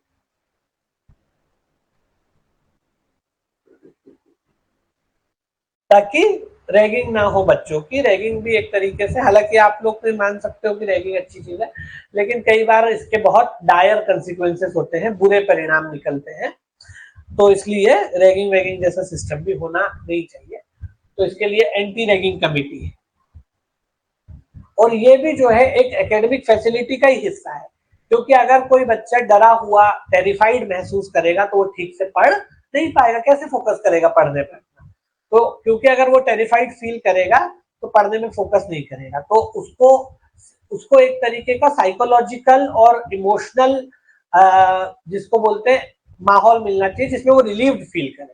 साइकोलॉजिकली अगर वो रिलीव्ड फील करेगा और इमोशनली रिलीव्ड फील करेगा तभी वो पढ़ पाएगा। तो ये भी एक तरीके से एकेडमिक फैसिलिटी का ही हिस्सा है, ठीक है। उसके बाद एक्स्ट्रा करिकुलर एक्टिविटीज के लिए कल्चरल एसोसिएशंस होने चाहिए, cultural association for extra curriculars. ये नहीं है कि सिर्फ पढ़ा पढ़ा के किताबी कीड़ा बना दिया, क्योंकि आपका सर्वांगीण विकास जिसको हिंदी में बोलते हैं, एक well shaped well rounded personality बनने के लिए आपको दूसरी चीजों का एक्सपोजर भी थोड़ा बहुत होना चाहिए। एम्प्लॉयबिलिटी की जब मैंने आपसे बात की थी, एम्प्लॉयबिलिटी इन्हांसमेंट बताया था ना, एम्प्लॉयबिलिटी इन्हांसमेंट में मैंने आपको ये भी बताया था कि आपको सिर्फ प्रैक्टिकल नॉलेज होना काफी नहीं है, कम्युनिकेशन स्किल्स अच्छी होना, प्रेजेंटेशन स्किल्स अच्छी होना, प्रेजेंटेबल होना आपका बेहद जरूरी है, तभी आप एम्प्लॉयबल बनते हैं। क्योंकि अलोंग विद द टेक्निकल और कोर क्वालिटीज ये एडिशनल क्वालिटीज भी आप में होनी चाहिए, तभी आप एक वेल राउंडेड पर्सनैलिटी बनती है। तो करिकुलर ये कल्चरल एसोसिएशंस होते हैं जो एक्स्ट्रा करिकुलर पे ध्यान देते हैं, जो कि होना चाहिए। उसके बाद करियर गाइडेंस और प्लेसमेंट सेल्स होनी चाहिए, ये भी एकेडमिक फैसिलिटी का हिस्सा है, career guidance and placement cells, जो कि होती है कॉलेजेस में, होती तो है लेकिन इसमें अच्छे से काम करना चाहिए। ये नहीं है कि बस बना हुआ है प्लेसमेंट सेल, तो फिर कोई इसका इंपॉर्टेंस नहीं है। ये जब तक अपना पर्पस सर्व नहीं करती तो फिर इसका क्या इंपॉर्टेंस है। तो ये सब बना तो हुआ है कॉलेजेस में, लेकिन इन्होंने अपना पर्पस भी सर्व करना चाहिए। पर्पस सर्व करने का मतलब क्या है, जैसे ये करियर गाइडेंस और प्लेसमेंट सेल है, तो इसमें करियर गाइडेंस के बारे में बच्चों को अवेयर करना चाहिए, उनको चीजों के बारे में बताना चाहिए कि भाई आपको एम्प्लॉयबल बनने के लिए क्या क्या काम करना चाहिए, प्रॉपर गाइडेंस देना चाहिए। अगर कोई एंटरप्रेन्योरशिप के लिए मतलब थोड़ा सा इंकरेज्ड है तो उसको उस तरफ मोटिवेशन देना चाहिए, जॉब के लिए क्या क्या करना चाहिए उनको वो सारी क्वालिटीज उनको सिखानी चाहिए, प्रॉपर गाइडेंस देना चाहिए कि भाई आप ग्रेजुएशन के बाद या मतलब कोर्स पूरा करने के बाद यहाँ यहाँ अप्लाई कर सकते हो, इस सेक्टर में अप्लाई कर सकते हो, ऐसे सब अप्लाई कर सकते हो, अगर सेल्फ काम करना चाहो तो ऐसे लोन, ये सब चीजें इसमें शामिल है। इसको अपना ये भी एक तरह से एकेडमिक फैसिलिटी का हिस्सा है।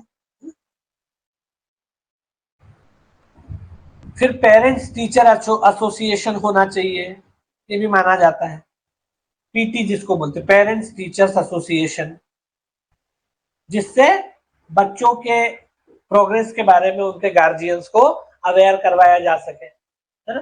पेरेंट टीचर एसोसिएशन बना होना चाहिए, ये भी facility, physical facility, academic facility का हिस्सा, ताकि बच्चों का जो प्रोग्रेस है उसके बारे में उनके टीचर, उसके जो गार्जियंस है उनको भी अवेयर करवाया जा सके। लीगल अवेयरनेस सेल होनी चाहिए,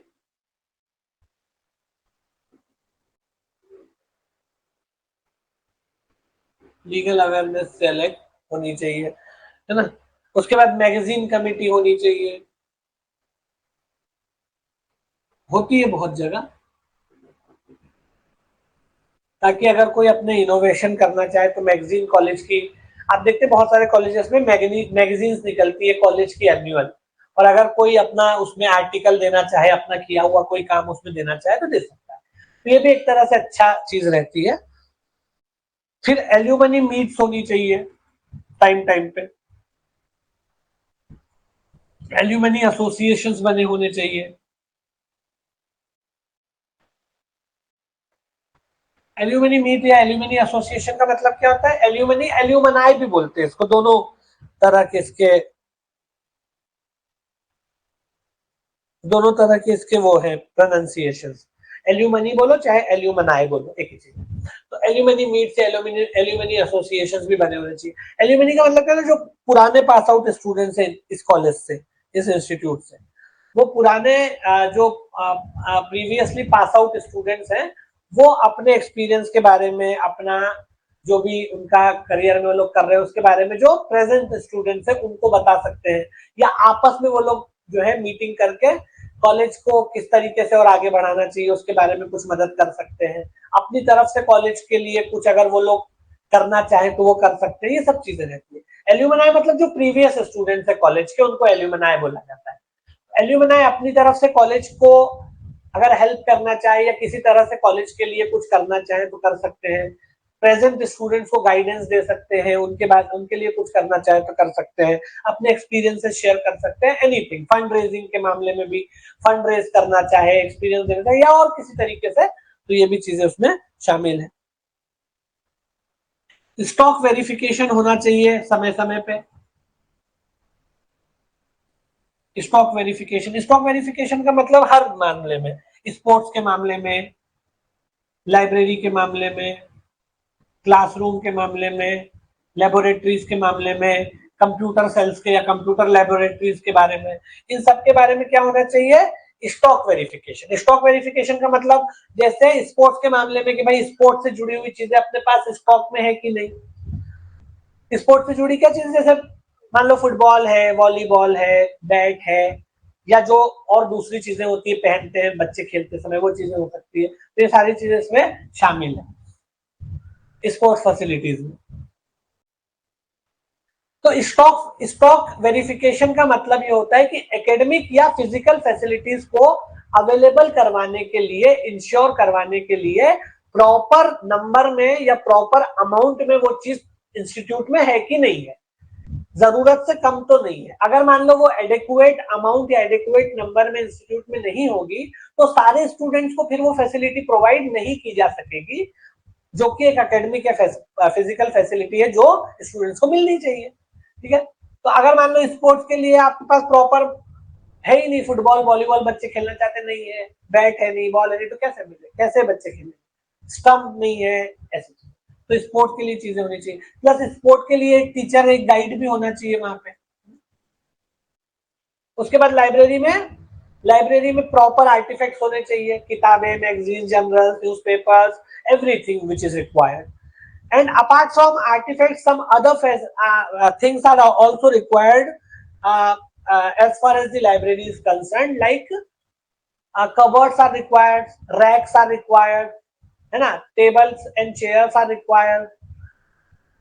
क्योंकि आप जब मैंने आपको बताया ना कि जब लाइब्रेरी मैनेजमेंट पढ़ाया था तब मैंने आपको बताया था कि किताबों को ढंग से रखा जाना चाहिए तो खराब हो जाएंगी। तो क्या होना चाहिए? कबर्ड्स होनी चाहिए, रैक्स होनी चाहिए, अलग अलग विंग्स बने होने चाहिए। लाइब्रेरी में बैठ के पढ़ने के लिए प्रॉपर फर्नीचर होना चाहिए।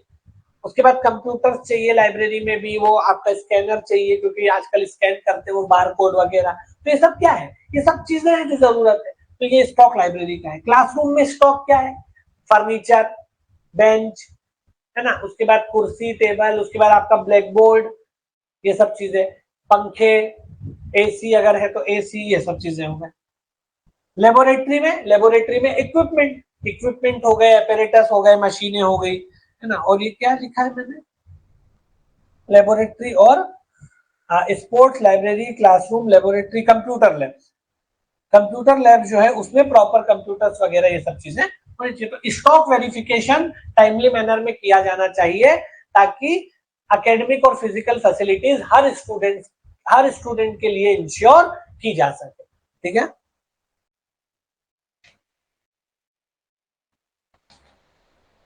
अब ये तो अपन ने एकेडमिक फैसिलिटीज के बारे में बात कर ली कि भाई इतनी तरह की अलग अलग तरह की एकेडमिक फैसिलिटीज, इनको इंश्योर करने के तरीके भी मैंने आपको बता दिए कैसे किया जाएगा, इनको कैसे इंश्योर किया जाएगा। तो अगर हम प्रोसीजर्स की बात करें, मैंने आपको हल्का सा उसका एग्जांपल तो दिया ही और बताया कमिटीज बना के कर सकते हैं, है ना। तो प्रोसीजर मतलब तरीका, वेज यानी तरीका। एकेडमिक और फिजिकल फैसिलिटीज को इंश्योर करने के लिए क्या क्या प्रोसीजर्स या क्या क्या तरीके फॉलो किए जाते हैं। तो मैंने आपको बताया कि इसके लिए एक तरीका है कि कमेटी बनाई जाती है अलग अलग डिपार्टमेंट में, अलग अलग काम के लिए, और कमेटी में कुछ मेंबर्स बनाए जाते हैं। उन मेंबर्स में स्टाफ के लोग भी, मतलब स्टाफ वाले भी हो सकते हैं, और कुछ स्टूडेंट्स को भी रखा जाता है क्योंकि स्टूडेंट्स जो है वो डायरेक्टली इम्पैक्ट होते हैं ना उस चीज से, तो वो अपना रिकमेंडेशन तो दे ही सकते हैं। कई जगह तो यूनियन भी बने रहते हैं जहां पर ये सारा स्टूडेंट पॉलिटिक्स चलता है। तो वो अपने बारे, हॉस्टल फैसिलिटीज भी इसमें शामिल है, कॉलेज का हॉस्टल है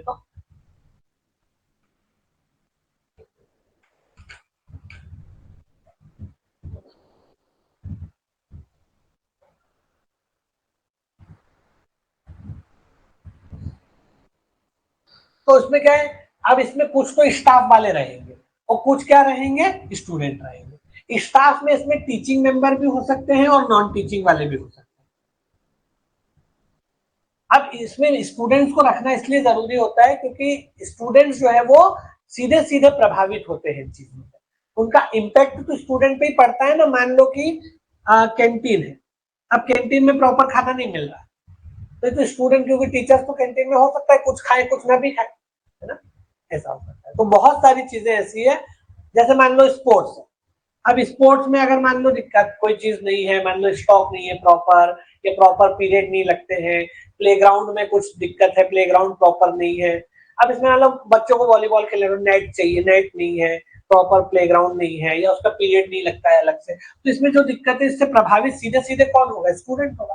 तो जो रियल समस्या होगी, जो एक्चुअल प्रॉब्लम होगी, उस वो अच्छे तरीके से किसको पता रहती है, स्टूडेंट को पता रहती है, क्योंकि स्टूडेंट सीधे तौर पे उससे इफेक्ट होता है। इसलिए तो जो एक्चुअल समस्या है उसका सही और ज्यादा अच्छा नॉलेज स्टूडेंट को रहता है। तो कमेटी में स्टूडेंट को भी रखा जा सकता है, लेकिन पूरे स्टूडेंट नहीं, कुछ टीचर्स मतलब कुछ स्टाफ वाले, जिसमें टीचिंग या नॉन टीचिंग कोई भी स्टाफ हो और स्टूडेंट हो। तो एक तरीका तो ये हो सकता है कि कमेटीज बनाई जाए।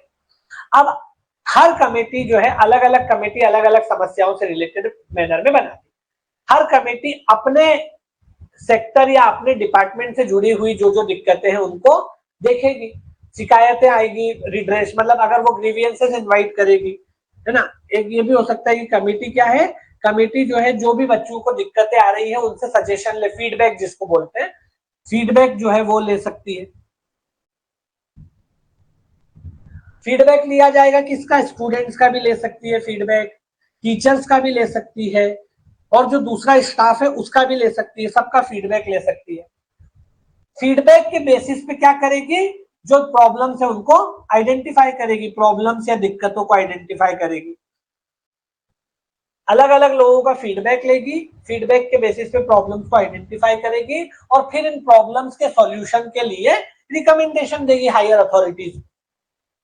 ठीक है, तो फीडबैक लेगी, फीडबैक के माध्यम से, फीडबैक स्टूडेंट फैकल्टी किसी से भी ले सकती है, स्टाफ कोई भी, उससे क्या होगा, प्रॉब्लम को आइडेंटिफाई करने में मदद मिलेगी। प्रॉब्लम को आइडेंटिफाई करने के बाद ये सॉल्यूशन के लिए, उस प्रॉब्लम को सॉल्व करने के लिए जो जो रिकमेंडेशन हो सकता है वो रिकमेंडेशन प्रिपेयर करेगी, और प्रॉब्लम सॉल्व करने के लिए जो रिकमेंडेशन है वो हायर अथॉरिटी को देगी, जो फिर उस पर एक्शन लेगा। समझ में, ये तरीका फॉलो किया जा सकता है।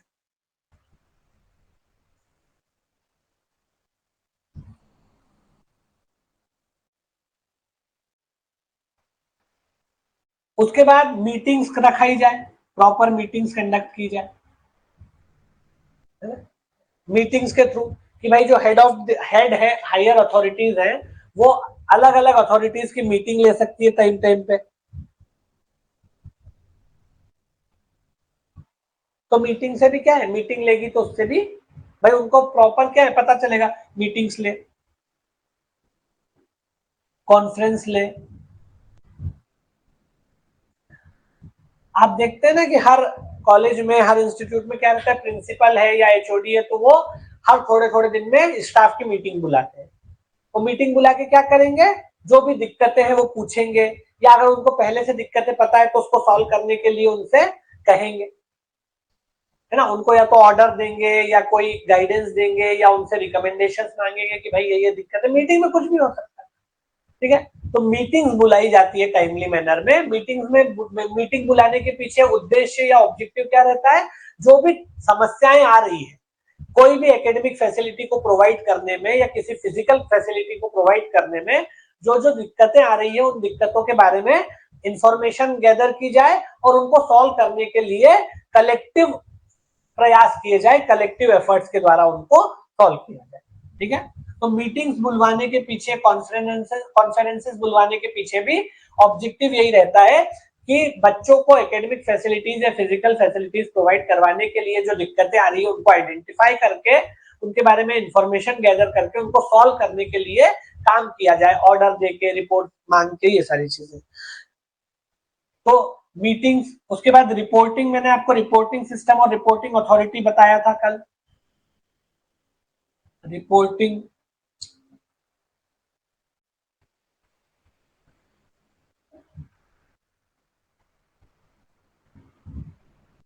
Reporting system and reporting authorities.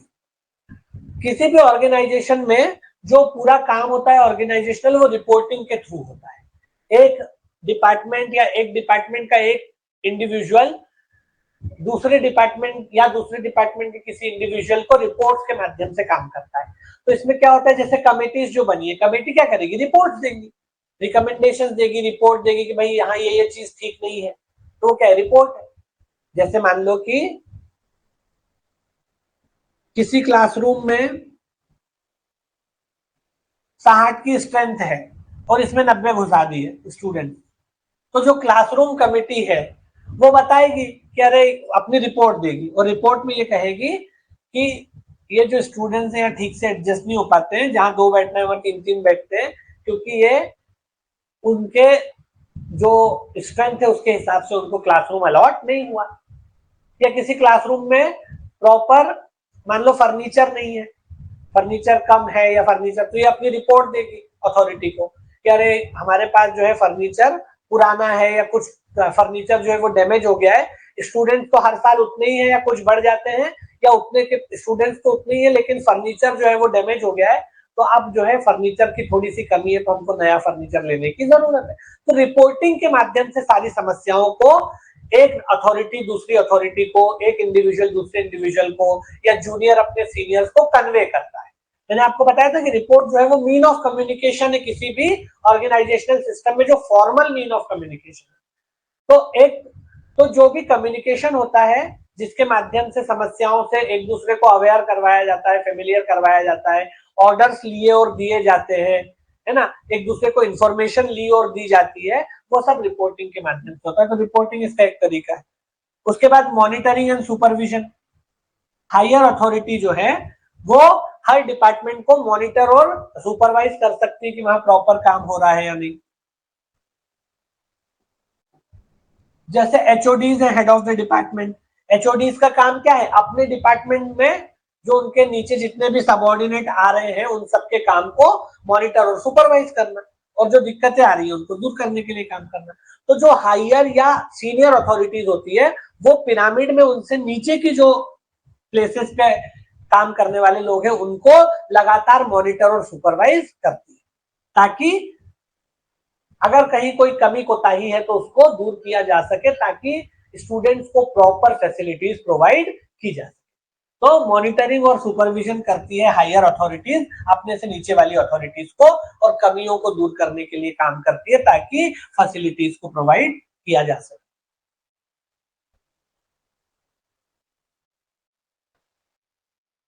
इसके लिए ट्रेंड एक्सपर्ट रखे जाते हैं, कि जो ट्रेंड लोग हैं, एक्सपर्ट लोग हैं, वो रखे जाने चाहिए ताकि ये काम प्रॉपर तरीके से। बाकी अपन देख लिया, इसमें कई सारी चीजें इसमें आती है। फिजिकल एकेडमिक फैसिलिटीज की अपन बात करें तो इसमें सब चीजें आ जाती है। मैंने क्या कहा आपको, वाटर सप्लाई हो गया, आपका सैनिटेशन हो गया, हाइजीन हो गया, क्लीनलीनेस हो गया, इलेक्ट्रिसिटी प्रॉपर है कि नहीं हो गया। आजकल वाईफाई भी इसमें शामिल कर लिया गया है, इंटरनेट फैसिलिटी भी अब होनी चाहिए हर जगह, है ना। तो इलेक्ट्रिसिटी प्रॉपर है कि नहीं, इलेक्ट्रिक आपका वाईफाई है कि नहीं, हाइजीन, सैनिटेशन, वाटर सप्लाई, आपका वॉशरूम्स वगैरह है कि नहीं प्रॉपर हर जगह, सिक्योरिटी, सेफ्टी, गार्ड्स वगैरह होने चाहिए, सेफ्टी, सिक्योरिटी, पार्किंग वगैरह की व्यवस्था ठीक होनी चाहिए, ब्यूटिफिकेशन, वेंटिलेशन, लाइट, ये सब इसमें शामिल है। स्टेशनरी का मतलब किताबें, आपका चौक वॉक डस्टर, स्टेशनरी, ये सब चीजें भी इसमें शामिल है। तो प्रॉपर स्टेशनरी भी होनी चाहिए। स्टेशनरी मतलब कैसे, जैसे चौक, डस्टर, ब्लैक बोर्ड, फिर पेपर्स, बुक्स, नोटबुक, ये सब चीजें इसमें शामिल। तो इन सारी ही फैसिलिटीज को ध्यान रखा जाना चाहिए। They should be taken care of and updated and upgraded in a timely manner, you know. These are facilities and these are all sectors or all departments and facilities must be taken care of and updated and upgraded in a timely manner, ताकि इनको proper तरीके से provide किया जा सके। Clear है? तो ये होती है एकेडमिक और फिजिकल फैसिलिटीज, जो कि बहुत कॉमन है, आप उसको जनरली भी कर सकते हो कॉमन से।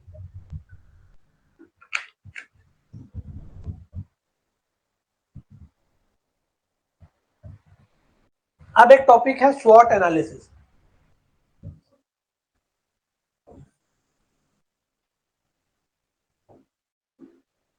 SWOT, स्वॉट analysis.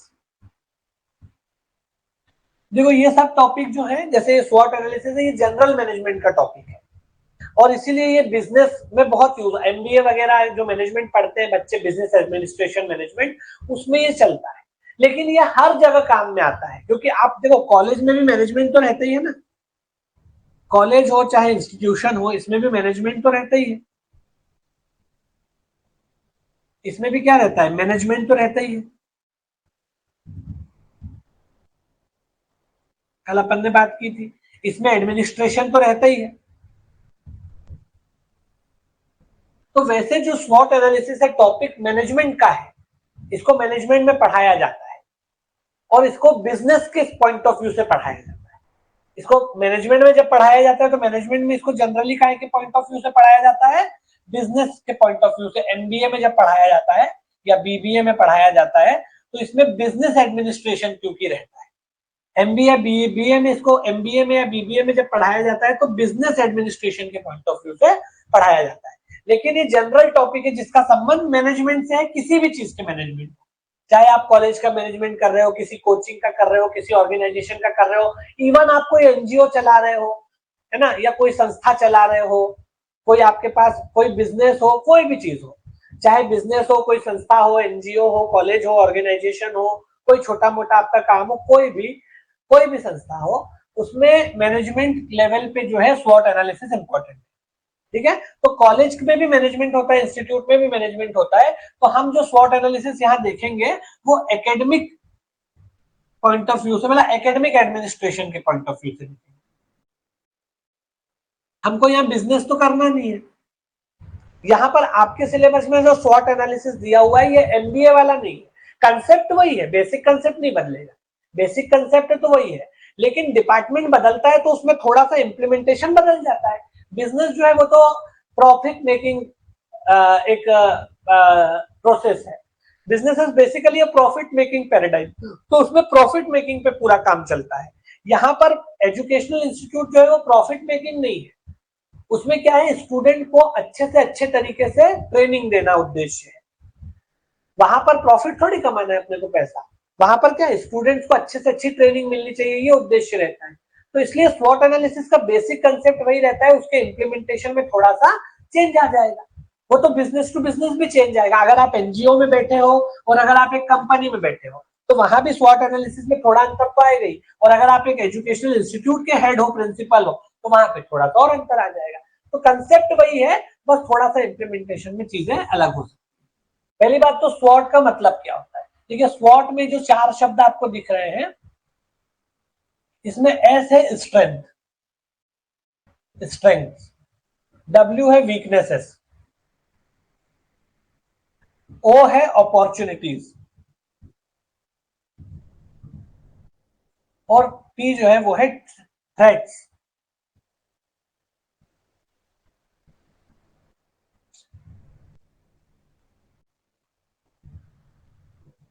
Opportunities and threats.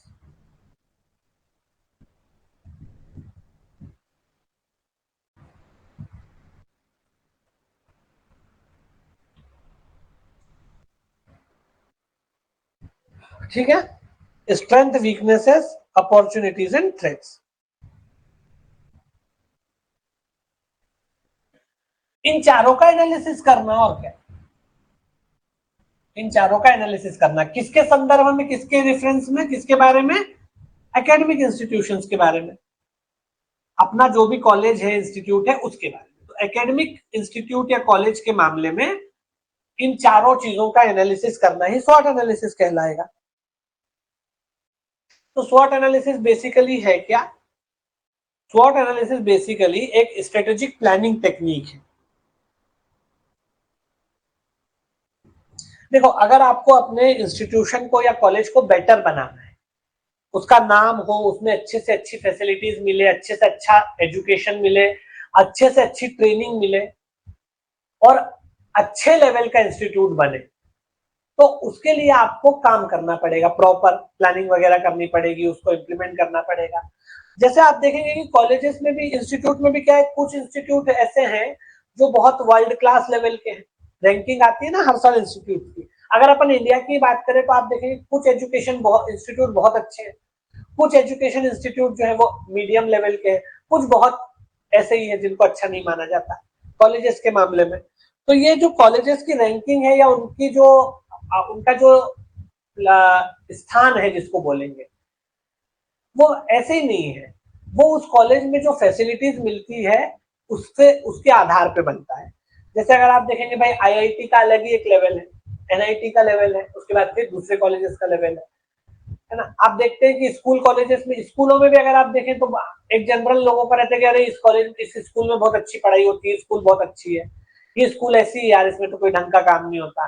College के मामले में भी रहता है कि अरे ये कॉलेज बहुत अच्छा है, इसमें एडमिशन ले लो तो अच्छा रहेगा, अरे ये कॉलेज तो घटिया है, इसमें एडमिशन लोगे तो कुछ नहीं हो पाएगा, ऐसा रहता है ना। तो कॉलेज इंस्टीट्यूट में भी कुछ कॉलेजेस जो है उनकी ये छवि है, इमेज है कि नहीं बहुत अच्छा कॉलेज है, कुछ का ऐसा है कि नहीं खराब कॉलेज है, कुछ का ऐसा है कि मीडियम है, बहुत अच्छा भी नहीं है, बहुत खराब भी नहीं है। तो कॉलेजेस का ये जो इमेज बना हुआ है, ये उन कॉलेजेस द्वारा प्रोवाइड की जा रही फैसिलिटीज और उन कॉलेजेस का में पढ़ने के बाद जो स्टूडेंट्स का बनता है, होता है, उसके आधार पर रहता है। अगर कोई कॉलेज का प्लेसमेंट बहुत अच्छा है तो लोग बोलते हैं ना, अरे ये तो कॉलेज बहुत अच्छा है, इसका प्लेसमेंट बहुत अच्छा है। इवन कॉलेजेस को जो ये रैंकिंग मिलती है, ये भी उनके इसी के आधार पे मिलती है कि भाई कॉलेज में क्या फैसिलिटीज है, स्टूडेंट का प्लेसमेंट कितना जा रहा है, कहाँ जा रहा है, पढ़ाई कैसी होती है, एल्यूमनाई जो है वो कहाँ कहाँ पहुंचे हैं इसके, है ना। उसके बाद अदर फैसिलिटीज, कैंपस कैसा है, बिल्डिंग कैसी है, एक्स्ट्रा करिकुलर कैसे होते हैं, है ना, ये सब चीजें इसमें शामिल होती है। तो किसी भी कॉलेज को अगर ऊपर जाना है, अच्छा परफॉर्म करना है, अपन यहाँ कॉलेज, ये बिजनेस के मामले में भी लागू होता है, अपन यहाँ कॉलेज के बारे में देख रहे हैं, क्योंकि अपना काम यहाँ पर किससे रिलेटेड है, एकेडमिक एडमिनिस्ट्रेशन से रिलेटेड है। बिजनेस में इसको जब पढ़ाया जाता है तो बिजनेस के बारे में पढ़ाया जाता है, किसी भी बिजनेस हाउस को कैसे आगे बढ़ना है, किसी भी बिजनेस को कैसे ग्रो करना चाहिए, अपने बिजनेस को ग्रो करने के लिए, उसको प्रोग्रेस करवाने के लिए पढ़ाया जाता है। अपन इसको कॉलेज के मामले में देख रहे हैं, एकेडमिक इंस्टीट्यूट के मामले में देख रहे हैं, ठीक है। तो बेसिकली ये एक स्ट्रेटेजिक प्लानिंग टेक्निक है, स्ट्रेटेजिक प्लानिंग टेक्निक है।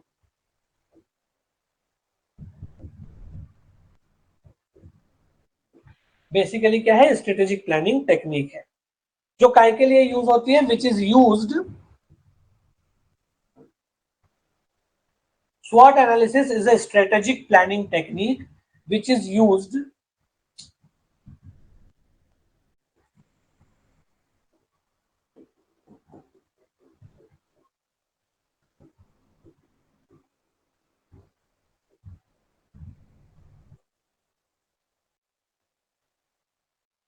is a strategic planning technique which is used to help a person, institution, अपन तो institution की बात करेंगे, to help a institution or college, an institution, to help an institution or college or whatsoever।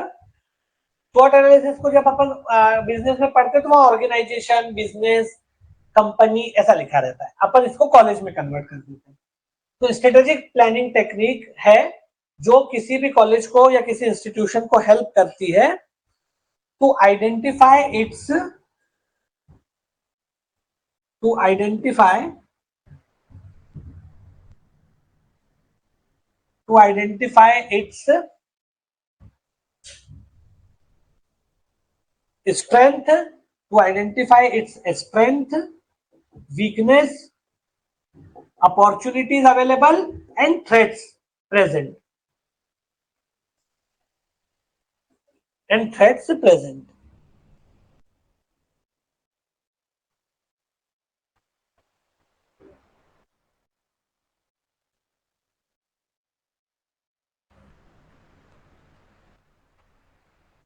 तो स्वॉट analysis क्या है? स्वॉट analysis एक बेसिकली एक प्लानिंग टेक्निक है। स्वॉट एनालिसिस बेसिकली एक प्लानिंग टेक्निक है, स्ट्रेटेजिक प्लानिंग टेक्निक है।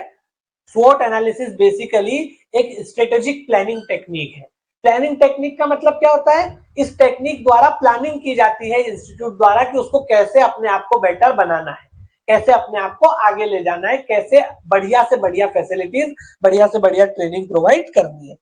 ठीक है, तो प्लानिंग टेक्निक है। प्लानिंग टेक्निक मतलब अपने आप को बेटर बनाने के लिए जो प्लानिंग की जाती है उसकी टेक्निक है।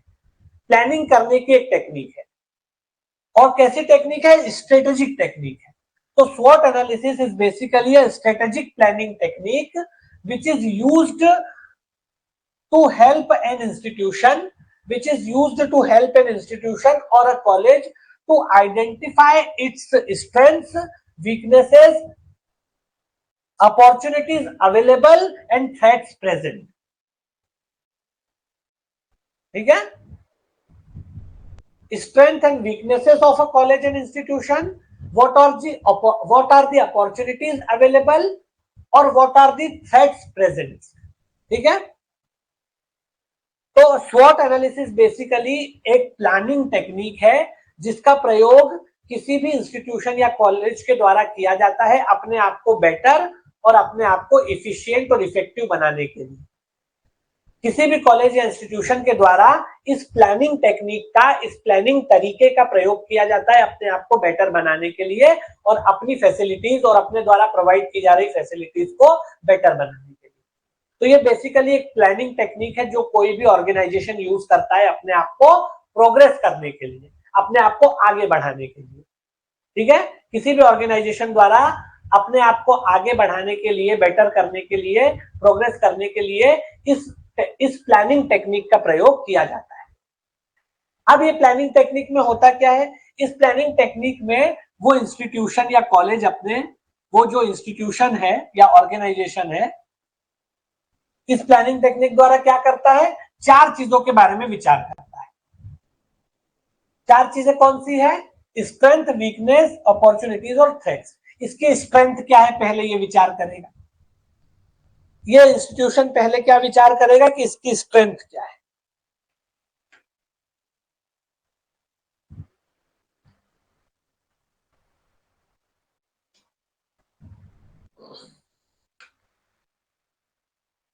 तो स्ट्रेंथ का मतलब क्या होता है? स्ट्रेंथ का मतलब क्या होता है? इसकी, जिसको बोलते हैं कि किसमें ये चीज, किसमें ये अच्छा है, इसके प्लस पॉइंट। स्ट्रेंथ का मतलब होता है प्लस पॉइंट, इसके plus point, positive point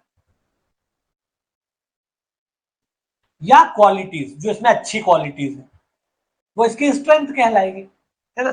characteristics of an institution और organization that place the organization और institution at advantage compare to the other. ठीक है, स्ट्रेंथ की अगर मैं बात करूं तो स्ट्रेंथ का मतलब क्या होता है? मैंने आपको बता दिया कि जो इसके प्लस पॉइंट है, जो इसके पॉजिटिव पॉइंट्स है, जो इसकी क्वालिटीज है, गुड क्वालिटीज है, वो क्या कहलाएगा?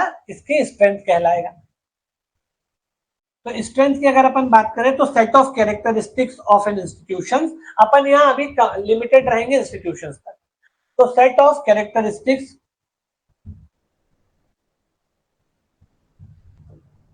Set of characteristics of an institution किसी भी ऑर्गेनाइजेशन के मामले में लागू होता है। इंसान के मामले में भी होता है। इंसान की भी अपनी कुछ स्ट्रेंथ होती है, कुछ वीकनेसेस होती है। आप लोग इंटरव्यू में जाते हो तो पूछते हैं ना आपसे कि आपकी दो स्ट्रेंथ बताओ, दो वीकनेस बताओ। इंसान में भी होती है कुछ।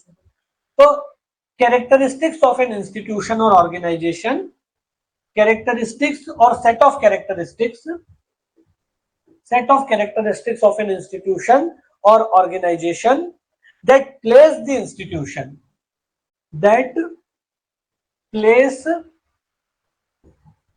the institution, that place the institution at advantage, at advantage compared to other. ये क्या कहलाएगी, इसकी स्ट्रेंथ कहलाएगी। इंसान के मामले में भी यही लागू होता है। भाई अगर कोई पूछे कि भाई आपकी क्या स्ट्रेंथ है, तो किसी ने बोला कि भाई मेरी स्ट्रेंथ ये है कि मैं हार्ड वर्किंग हूँ। अगर मुझे कोई काम दिया जाए तो बिना आलसी किए मैं, मतलब मैं अपना नहीं बता रहा हूँ, जनरल बता रहा हूँ आप लोगों का, ठीक है। कोई लोग बोलते भाई आपकी क्या स्ट्रेंथ है, तो आपने बोला मेरी स्ट्रेंथ है हार्ड वर्किंग हूँ मैं, तो ये आपकी स्ट्रेंथ हो गई। अब क्या है कि ये आपकी एक क्वालिटी है, आपका एक पॉजिटिव पॉइंट है, आपका एक प्लस पॉइंट है। ये आपका एक ऐसा पॉजिटिव पॉइंट या आपकी एक ऐसी क्वालिटी है जो आपको दूसरे लोगों से थोड़ा सा बेनिफिट देती है, दूसरे लोगों की तुलना में आपको ज्यादा फायदा दे सकती है। मान लो कि एक काम दिया गया 10 लोगों को, अब आता सबको है काम करते। अरे यार ये बड़ा मिट है। Characteristics of an institution that place the institution at advantage, that place the institution at advantage. तो क्या है, मान लो कि दूसरे लोगों को भी काम आता है जो काम आपको दिया गया, लेकिन उस काम के लिए जो मेहनत चाहिए, लगातार 7-8 घंटे काम करना है, वो दूसरा नहीं कर सकता, लेकिन आप कर पाते हो क्योंकि आप हार्ड वर्किंग। जैसे क्वालिटी सब में रहती पढ़ने की भी। अभी जैसे आप लोग सब तैयारी कर रहे हो, ठीक है, आप लोग सब तैयारी कर रहे हो, सभी लोग जो है बराबर टैलेंटेड है भाई, सब पढ़े लिखे हैं, सबको पढ़ते लिखते आता है, सब लोग जो है मेहनत, मतलब पढ़ाई कर ही सकते हो। अगर पढ़ाई करो तो हर व्यक्ति जो है ये एग्जाम क्वालिफाई करने की कुव्वत रखता है, ताकत रखता है। लेकिन आप में से क्वालिफाई वह लोग कर पाएंगे जिनमें हार्ड वर्किंग करने की कैपेसिटी होगी, क्योंकि आपको लगातार पढ़ना पड़ेगा। जो हार्ड वर्किंग होगा वही कर पाएगा। तो ये आपको अगर आप जितने ज्यादा हार्ड वर्किंग हो, उतना आपको दूसरे लोगों से एज मिल जाएगा। तो स्ट्रेंथ का मतलब होता है सेट ऑफ कैरेक्टरिस्टिक्स जो किसी इंस्टीट्यूट में होती है, set of characteristics of an institute that place the institute at advantage compared to others। दूसरों की तुलना में इसको फायदे में डालता है, ऐसा इसमें क्या क्वालिटी है, वो इसकी स्ट्रेंथ होती है। अब किसी भी इंस्टीट्यूट को अगर अपने आप को आगे ले जाने के लिए प्लानिंग करना है, तो उसको पहले तो ये पता होना चाहिए कि मैं अच्छा काय में हूं, वो उस पर थोड़ा सा ज्यादा फोकस करके उसको आगे बढ़ा सकता है ना। मान लो कि कोई इंस्टीट्यूट है, इंस्टीट्यूट को अगर अपने आप को आगे बढ़ाने के लिए प्रॉपर प्लानिंग करनी है, अगर कोई इंस्टीट्यूट है, इंस्टीट्यूट को प्लानिंग करनी है आगे के लिए, तो उसको अपनी स्ट्रेंथ के बारे में पता होना चाहिए। जैसे आपको, इंसान को भी अपनी स्ट्रेंथ पता होनी चाहिए, इसी तरह किसी ऑर्गेनाइजेशन को भी अपने प्लस पॉइंट पता होने चाहिए कि मेरे प्लस पॉइंट ये है। तो वो उन प्लस पॉइंट को जान करके क्या करेगा, उस पर थोड़ा सा ज्यादा काम करेगा या उसमें थोड़ी सी ज्यादा मेहनत करेगा, अपने आप को उन एरियाज में ज्यादा पुशअप करेगा, तो उससे क्या होगा, उसको उसमें एज मिल जाएगी।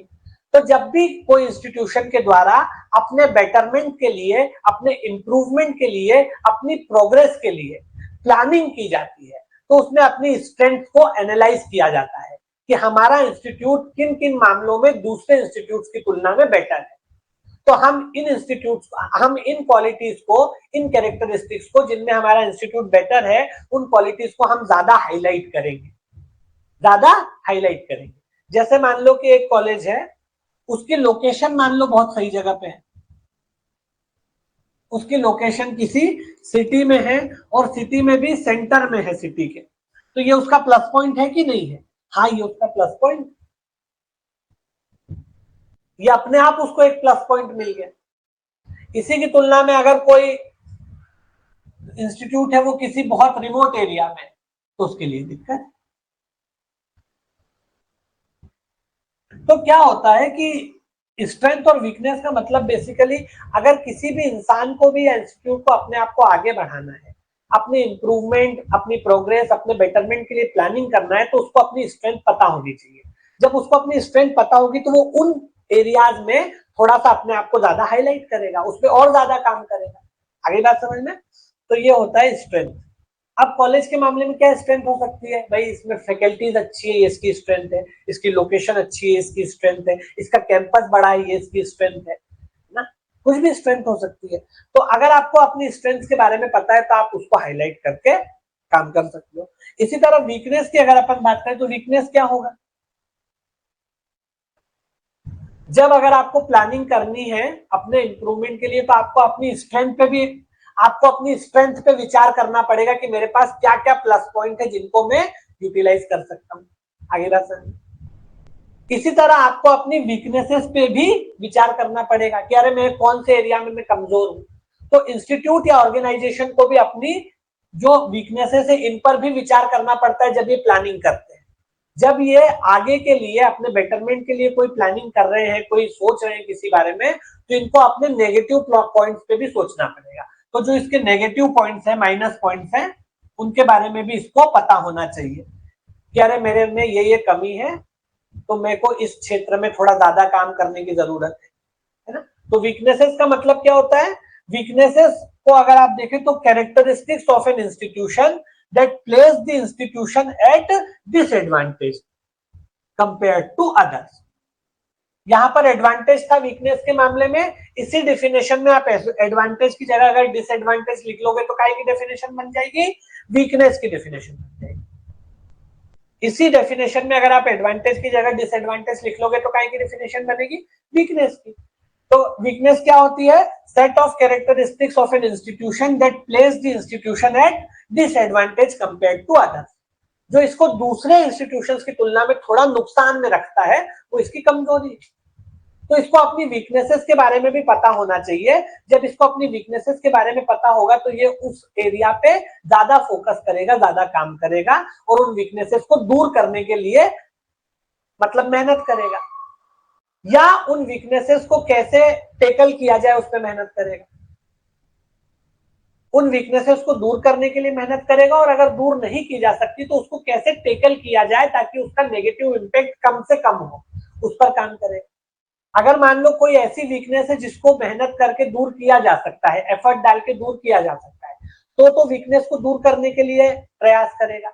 लेकिन अगर कोई ऐसी वीकनेस है जिसको एफर्ट डाल करके भी दूर करना पॉसिबल या फिजिबल नहीं है, तो तब ये क्या करेगा? तब इस तरीके से प्लानिंग करेगा, इस तरीके से स्ट्रेटेजी बनाएगा कि उस वीकनेस का इंपैक्ट इसके ऊपर कम से कम हो, मिनिमम। अगर उसको दूर नहीं किया जा सकता तो अपनी स्ट्रेटेजी को, अपनी प्लानिंग को इस तरीके से डिवाइस करेगा कि वो वीकनेस जो है इसके प्रोग्रेस में कम से कम हिंड्रेंस डाले, कम से कम रुकावट डाले, कम से कम इंपेडिमेंट पैदा करे। आगे बात समझना। और ये दोनों ही काम कब किए जा सकेंगे? वीकनेस को दूर करने का या वीकनेस के इंपैक्ट को कम करने का, दोनों ही काम तब किए जा सकेंगे जब इंस्टीट्यूट को अपनी वीकनेस के बारे में पता होगा। इसको ऑब्जेक्टिव तरीके से पता होगा कि मेरी वीकनेस क्या है। जब तक आप आइडेंटिफाई नहीं करते अपनी वीकनेस को, उसको दूर करने या उसके इंपैक्ट को कम करने के लिए काम नहीं करते। इसलिए जब भी प्लानिंग की जा सकती है जाती है, उस प्लानिंग में वीकनेस और स्ट्रेंथ दोनों के बारे में विचार किया जाता है बहुत सीरियस तरीके से। स्वॉट एनालिसिस यही एक प्लानिंग की टेक्निक है, स्ट्रेटेजी बनाने की टेक्निक है। स्वॉट एनालिसिस स्ट्रेटेजी बनाने की, प्लानिंग करने की एक टेक्निक है जिसमें इन दोनों पे विचार किया जाता है, क्योंकि क्यों जरूरी है मैंने आपको बता दिया। उसके बाद तीसरी चीज है अपॉर्चुनिटी अवेलेबल। इस पे भी विचार किया जाता है।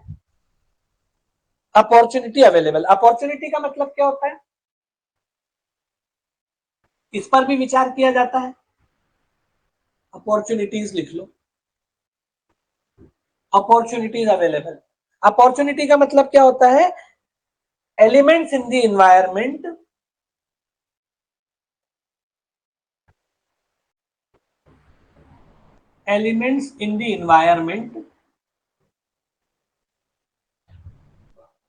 elements in the environment that the institution that an institution आप लिख लो, that an institution और इंस्टीट्यूट, जो भी आप लिख लो, कॉलेज लिख लो। अगर बिजनेस होता है तो वहां पर बिजनेस ऑर्गेनाइजेशन ऐसा लिखा जाता है, अपन यहाँ पे इंस्टीट्यूट लिख लेते हैं।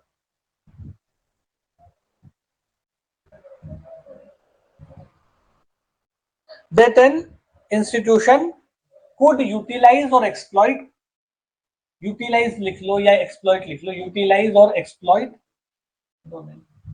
elements in environment या elements present in environment, present भी लिख लो, elements present in environment that an institution could utilize or exploit in its advantage or in its favor, in its advantage और फेवर, ये क्या कहलाता है? अपॉर्चुनिटीज कहलाता है।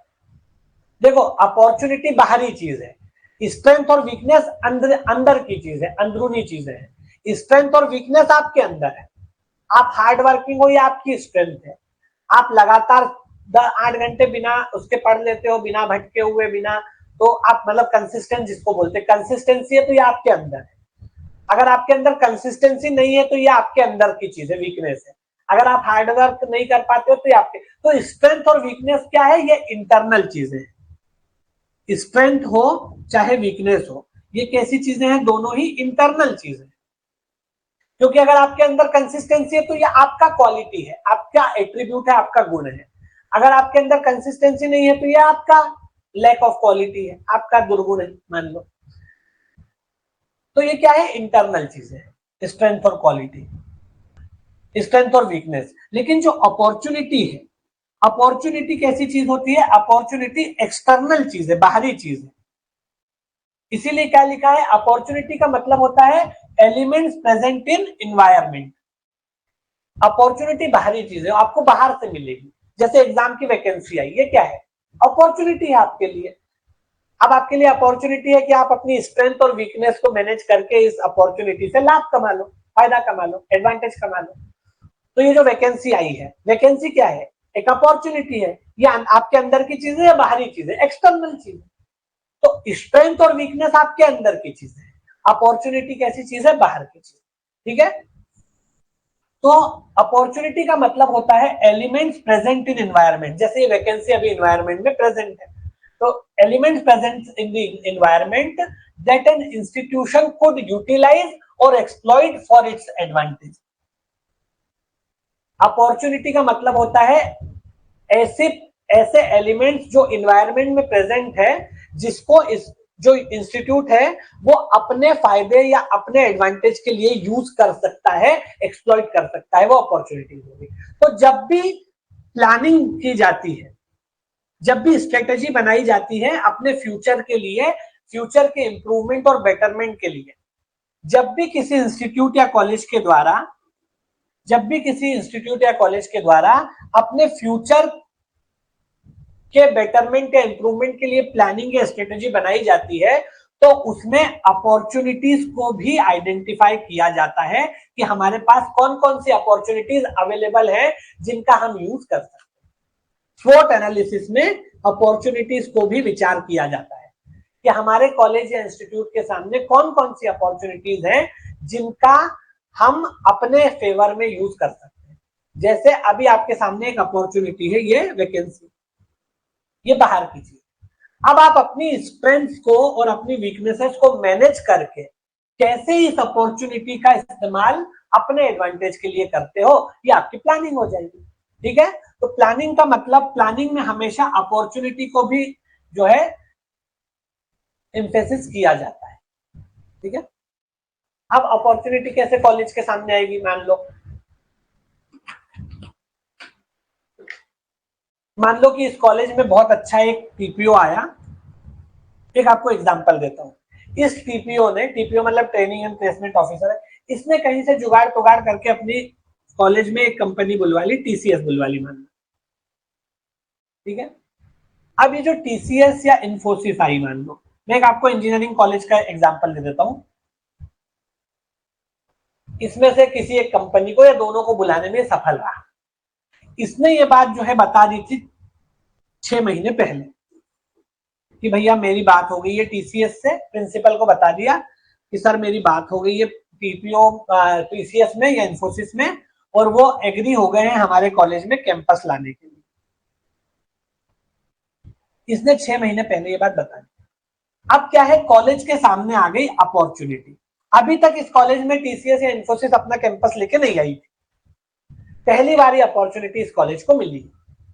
इसके टीपीओ ने कहीं से मैनेज करके टीसीएस या इन्फोसिस को बुलाने के लिए बात पक्की कर ली है, और एडवांस में 6-8 महीने पहले टीसीएस ने इसको बोल दिया है कि हम 6 या 8 महीने बाद जब कैंपस ड्राइव करेंगे तो आपके कॉलेज में कैंपस लाएंगे और कोशिश करेंगे कि ज्यादा से ज्यादा स्टूडेंट्स को सिलेक्ट कर लें।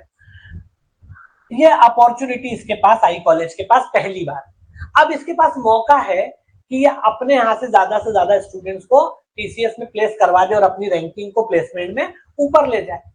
ठीक है, अब ये क्या करेगा कॉलेज वाला, अब इसके सामने ये है कि ये अपनी स्ट्रेंथ और वीकनेस को पहचाने और इस पे इन 6-8 महीनों में काम करके इस अपॉर्चुनिटी को अपने एडवांटेज के लिए यूटिलाइज कर ले।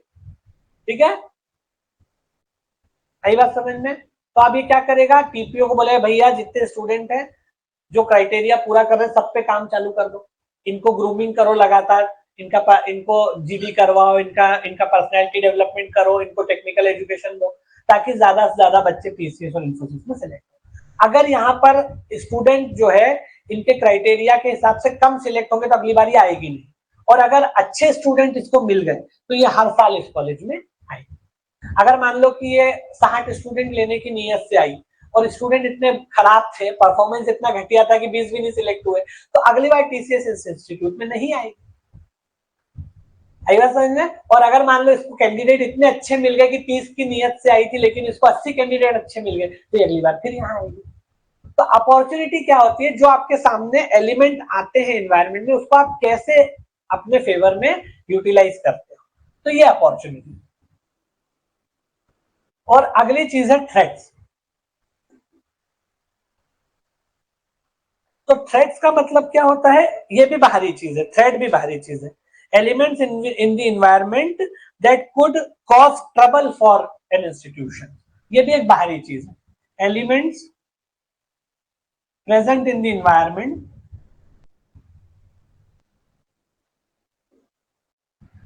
That can cause trouble, that can cause trouble.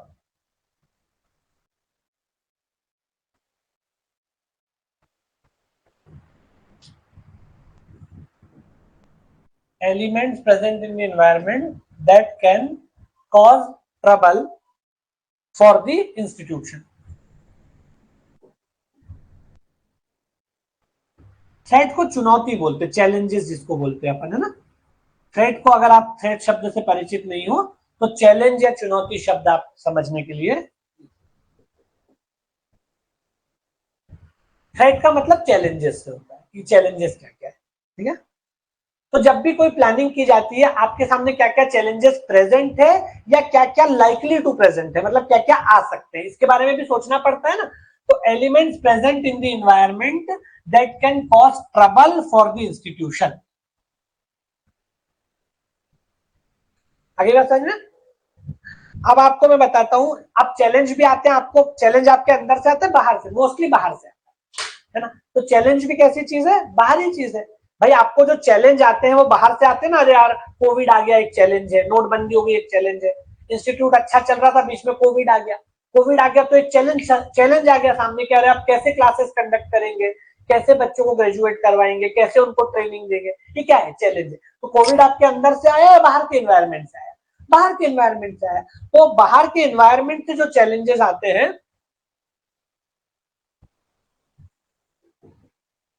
Challenge जो होते हैं वो भी कहां से आते हैं, बाहर के एनवायरमेंट से। तो चैलेंज भी कैसी चीज हो गई, थ्रेट्स भी कैसी चीज हो गई, एक्सटर्नल चीज हो गई। ये भी कैसी चीज है, एक्सटर्नल। थ्रेट का मतलब आप चुनौती समझो, चैलेंज। तो ये भी कैसी चीज है, एक्सटर्नल।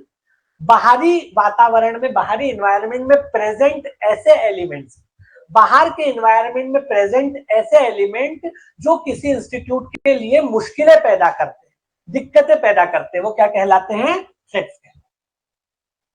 बाहरी इन्वायरमेंट में प्रेजेंट ऐसे एलिमेंट, बाहरी इन्वायरमेंट में प्रेजेंट ऐसे एलिमेंट जो किसी इंस्टीट्यूट के लिए मुश्किलें पैदा करते हैं, दिक्कतें पैदा करते हैं, किसी इंस्टीट्यूट के लिए ट्रबल पैदा करते हैं, किसी इंस्टीट्यूट के लिए मुश्किलें या दिक्कतें पैदा करते हैं, ट्रबल पैदा करते हैं, वो थ्रेट्स कहलाते हैं। अब जब भी आप अपने इंस्टीट्यूशन के फ्यूचर के लिए प्लानिंग कर रहे हो, उसको आगे ले जाने के लिए, उसको प्रोग्रेस करवाने के लिए प्लानिंग कर रहे हो, तो आपको चैलेंजेस के बारे में भी पता होना चाहिए कि हमारे सामने कौन कौन सी चुनौतियां हैं, हमारे सामने कौन कौन से चैलेंजेस हैं, या कौन से चैलेंजेस आ सकते हैं, भविष्य में आ सकते हैं। जब तक आपको चैलेंजेस के बारे में पता नहीं होगा, आप उनके बारे में तैयारी नहीं करोगे, और तैयारी नहीं करोगे और जैसे ही वो चैलेंज आएगा तो आप वहां पर you will fail miserably on that front. आगे बात समझ में? तो चैलेंजेस के क्या क्या चैलेंजेस मौजूद है और मौजूद हो सकते हैं भविष्य में, उनके बारे में भी प्रॉपर प्लानिंग और तैयारी की जाती है जब स्ट्रेटेजी बनाई जाती है भविष्य के लिए, तब ताकि उन चैलेंजेस, जब हमारे सामने वो चैलेंजेस आए तो हम फेल ना हो, हम उनका सामना कर सके, उनको कन्फ्रंट कर सके। जैसे कोविड आ गया, कोविड एक चैलेंज था, तो कोई इंस्टीट्यूट जो है वो कोविड के मामले में बहुत सारे उन्होंने फिर ऑनलाइन चीजें शुरू की, अपने यहाँ जो है वो फिजिकल डिस्टेंसिंग मैनेज किया, ऑनलाइन कोचिंग शुरू की, फिर कोविड के बाद किस तरीके से जो है मैनेज शुरू हुआ चीजें, तो एक चैलेंज है। और भी कई तरह के चैलेंजेस हो सकते हैं, ठीक है। तो चैलेंज को भी, थ्रेट्स को भी डिसाइड किया जाता है।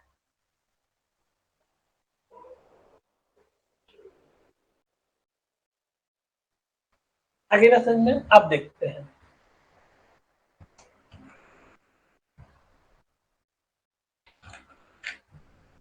भाई कोई भी चैलेंज आ सकता है, इसमें कोई दिक्कत वाली बात नहीं है। अब जैसे मान लो कि एक इंस्टीट्यूट चल रहा है, अब मान लो अचानक मार्केट डाउन हो जाए, मंदी आ जाए, तो उस साल क्या होगा, वैसे ही जॉब्स कम क्रिएट होंगी तो प्लेसमेंट भी कम हो जाएगा, है ना, ऐसा रहता है ना। तो कोई भी चैलेंज आ सकता है किसी भी समय, उस चैलेंज से आपको कैसे निपटना है, इसके लिए आपको प्रॉपर प्लानिंग करनी पड़ती है। इसमें प्लानिंग में हर तरह की प्लानिंग है, देखो इसमें फाइनेंशियल प्लानिंग भी है, इसमें मैनेजमेंट वाली प्लानिंग भी है, इसमें एडमिनिस्ट्रेटिव प्लानिंग भी है, इसमें हर तरह की प्लानिंग है, फाइनेंशियल प्लानिंग भी इसमें शामिल है। फाइनेंशियल प्लानिंग मान लो कि भाई किसी समय ऐसा, जैसे कोविड आया, अब कोविड में क्या हुआ, कोविड में आप देखोगे कि एक अलग ही तरह का चैलेंज सबके सामने आया। ऐसी स्थिति में क्लासेस कंडक्ट करना जो है वो इम्पॉसिबल हो गया, ऑफलाइन क्लासेस कंडक्ट करना। उसके बाद जो है प्रैक्टिकल क्लासेस कंडक्ट करना इम्पॉसिबल हो गया, एग्जाम्स करवाना इम्पॉसिबल हो गया। तो आप देखेंगे कितना बड़ा चैलेंज है इंस्टीट्यूशंस के सामने। तो ऐसे चैलेंजेस से हमें, अगर कोई इस तरह का चैलेंज आ जाता है तो हमें उससे कैसे निपटना है, ये भी तो प्लानिंग में आपको ध्यान में रखना चाहिए। जैसे आप एग्जाम की तैयारी कर रहे हो, इसी का मैं आपको एग्जाम्पल देता हूँ। अब आप एग्जाम की तैयारी कर रहे हो, खुदा नहीं खास्ता बीच में आपके सामने कोई चैलेंज आ जाए, पता चला एग्जाम होने वाली है और एग्जाम होने के 20 दिन पहले आप बीमार हो गए या 10 दिन पहले आप बीमार हो गए, मतलब गॉड फॉरबिड, लेकिन अगर मान लो ऐसा हो जाए, होने को तो कुछ भी हो ही सकता है, खुदा ना खास्ता अगर ऐसा हो जाए, तो ये चैलेंज आ गया आपके सामने कि अरे अब अपने को यही 20 दिन में सबसे ज्यादा तैयारी करनी थी। एग्जाम मान लो है, एग्जाम 20 तारीख को, आप 1 तारीख को, या मान लो एक को तो नहीं, आप 20 तारीख को एग्जाम है, आप 10 को बीमार पड़ गए।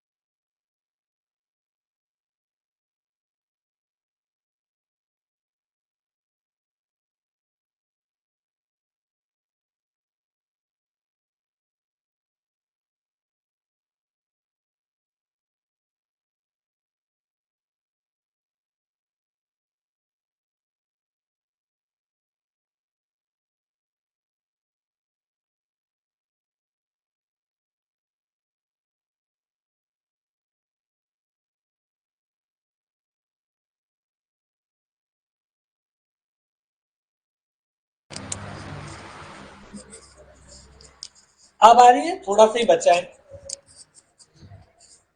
अब आ रही है। इसके टूल्स देख लेते हैं, कितनी देर पहले गई, अभी गई होगी 2:55, ठीक है। इसके फीचर्स देख लेते हैं स्वॉट एनालिसिस के। मैं आपको क्या बता रहा था, हाँ, मैं आपको बता रहा था, जैसे मान लो कि वीकनेस के बारे में, वो चैलेंज के बारे में बता रहा था। जैसे चैलेंज का क्या मतलब होता है कि कोई भी एकदम से कोई स्थिति पैदा होगी, जैसे मैं कोविड का बता रहा था कि भाई कोविड एकदम से आ गया। अब कोविड में क्या हुआ, क्लासेस कंडक्ट करना इम्पॉसिबल हो गया, क्लासेस कंडक्ट करना इम्पॉसिबल हो गया। प्रैक्टिकल जो होता है लेबोरेटरी, लेबोरेटरी में काम करवाना इम्पॉसिबल हो गया। एग्जाम्स लेना इम्पॉसिबल हो गया। तो ये एक नया ही चैलेंज था जो सबके सामने आया। इसको कैसे टेकल, इसमें जो लोग जो है प्रॉपर तरीके से इसको टेकल कर पाए वो टिके रहे, जो लोग नहीं कर पाए वो सब धराशायी हो गए, फेल हो गए। ऐसा है। तो कोई भी चैलेंज आ जाता है तो उसके बारे में हमको पहले से प्लानिंग करनी चाहिए, पहले से। इसमें फाइनेंशियल प्लानिंग भी करनी चाहिए, एडमिनिस्ट्रेशन प्लानिंग भी करना चाहिए। जैसे मैं आपका एग्जाम का बता रहा था, मान लो अभी आप एग्जाम देने वाले हो, मान लो कि आपने एग्जाम की फुल तैयारी करी जैसा भी आप कर पाए, और एग्जाम के 10 दिन पहले आप बहुत बीमार हो गए, 10 days बिफोर द एग्जाम आप बीमार हो गए। मान लो 20 तारीख को आपका एग्जाम होना था, 10 को आप बीमार हो गए। और ये जो आखिर के 10 दिन होते हैं यही सबसे क्रूशियल होते हैं। इसी में आपको पूरा रिवीजन करना था, इसी में आपको एक एक बार फिर से सारी चीजों को प्रॉपर एडजस्ट मैनेज करना था सिस्टमेटिक तरीके से। तो जो लास्ट 10 days है जो मोस्ट क्रूशियल थे, उसी में आप मान लो बीमार पड़ गए। तो ये एक चैलेंज आ गया ना आपके सामने। अब आप इस चैलेंज को कैसे टेकल करते हो, कैसे अपने आप को मोटिवेटेड रखते हो, कैसे अपने आप को full of motivation, full of positivity रखते हो, पॉजिटिव रहते हुए कैसे बीमार रहते हो आप, ये चैलेंज है। चैलेंज को आप कैसे टेकल करते हो ये डिपेंड करता है कि आप सक्सेसफुल होगे या नहीं होगे। आई बात समझ में? मतलब ऐसा मैं कह नहीं रहा हूं कि आपके सामने साथ में ऐसा हो, मतलब गॉड फॉरबिड किसी के साथ ऐसा हो, लेकिन खुदा ना खास्ता, लेकिन अगर ऐसा हो जाए तो एक चैलेंज तो है ही। ये तो आप बोलोगे कि अरे सर आप क्या बात कर रहे हो। ठीक है, अब देखिए, अब ये इसके मैं फीचर्स बता रहा हूं, फीचर्स क्या है स्वॉट एनालिसिस।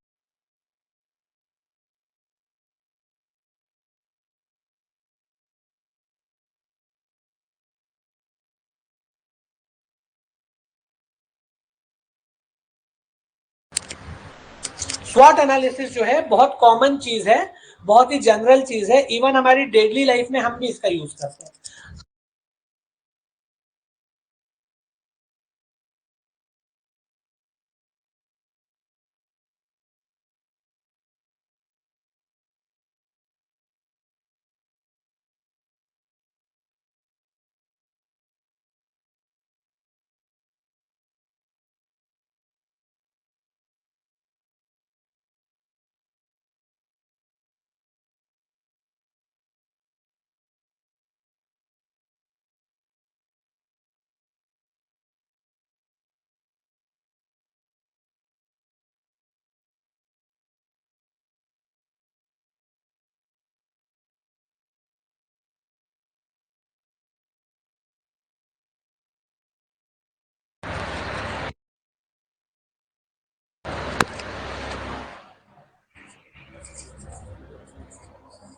ठीक है, अब आ गई होगी।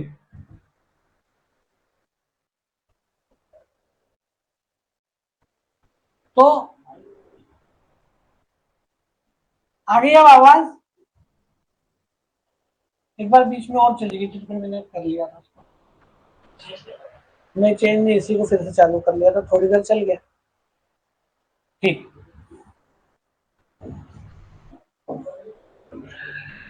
तो जैसे मैंने आपको बताया कि सभी, ये जो है हर ऑर्गेनाइजेशन, हर बिजनेस, हर इंस्टीट्यूट यूज करता है, और हम लोग अपनी डे टू डे लाइफ में भी स्वॉट एनालिसिस करते हैं। हर इंसान ये सोचता है ना कि यार मैं किस चीज में अच्छा हूँ, मैं किस चीज में खराब हूँ, मेरे सामने क्या क्या मौके हैं, इनमें क्या क्या मेरे सामने दिक्कतें या मुश्किलें आ सकती हैं। हम खुद भी तो हमारी जिंदगी में ये करते ही हैं। हर बिजनेस हाउस, हर ऑर्गेनाइजेशन, हर कॉलेज, हर इंस्टीट्यूशन को ये करना चाहिए अपनी प्रोग्रेस के लिए। जब वो प्लानिंग करता है अपने फ्यूचर के लिए, जब वो प्लानिंग करता है अपने इंप्रूवमेंट के लिए करता है, तो स्वॉट एनालिसिस करना ही चाहिए। ये एक अच्छी चीज होती है। ठीक है, ये एक प्रॉपर। अब इसके क्या क्या फीचर्स हैं, फीचर क्या है देखते हैं। तो फीचर जो है वो है, मैंने आपको बताया कि एक स्ट्रेटेजिक प्लानिंग टेक्निक है जो असेसमेंट टूल्स प्रोवाइड करती है। असेसमेंट का मतलब क्या होता है? अपने बारे में मूल्यांकन करना।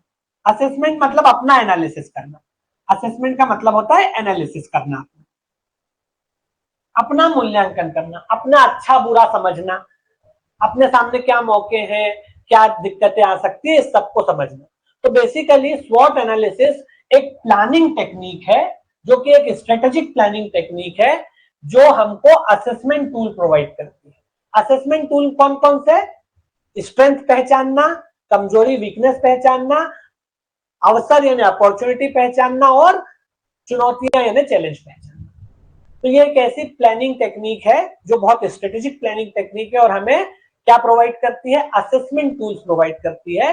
हम जो है मूल्यांकन कर पाते हैं, असेसमेंट कर पाते हैं, एनालिसिस कर पाते हैं अपनी स्ट्रेंथ वीकनेस का, हमारे सामने कौन सी चुनौतियां हैं उनका, कौन से मौके का अवसर है, अपॉर्चुनिटीज है उनका।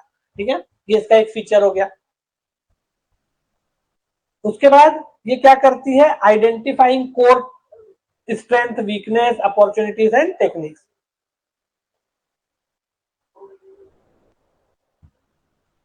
इससे क्या मिलता है? हमें एक फ्रेश पर्सपेक्टिव मिलता है।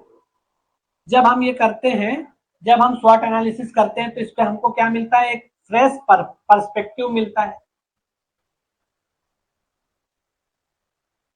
न्यू आइडियाज मिलते हैं,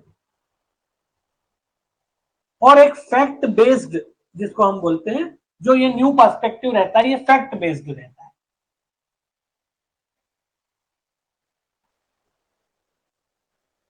ये हमको क्या देती है? एक फैक्ट बेस्ड न्यू पर्सपेक्टिव देती है।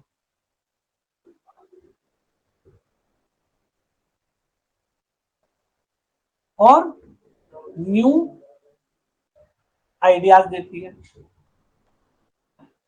स्वॉट एनालिसिस के बाद जो पर्सपेक्टिव हमारे सामने आएगा वो कैसा रहता है? फैक्ट ओरिएंटेड रहता है, क्योंकि हम क्या करते हैं? हर चीज का एनालिसिस करते हैं, इसलिए कोई भी चीज रैंडम तरीके से हमारे सामने उसमें नहीं आती। वो फिर आपके सामने जब स्वॉट एनालिसिस करने के बाद जो आपके सामने एक पूरा सिचुएशन आएगी, वो कैसी रहेगी? Fact oriented.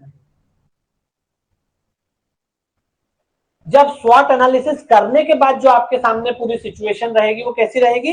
फैक्ट बेस्ड रहेगी, क्योंकि आपने हर चीज पे बहुत सीरियसली विचार किया। भाई मेरी क्या स्ट्रेंथ है, मेरी क्या वीकनेस है, मेरे सामने कौन कौन सी अपॉर्चुनिटी है।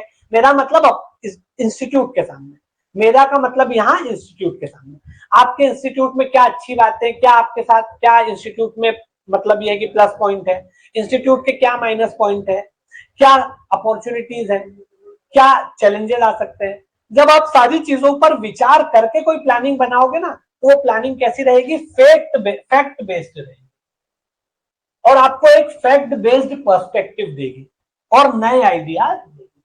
ठीक है,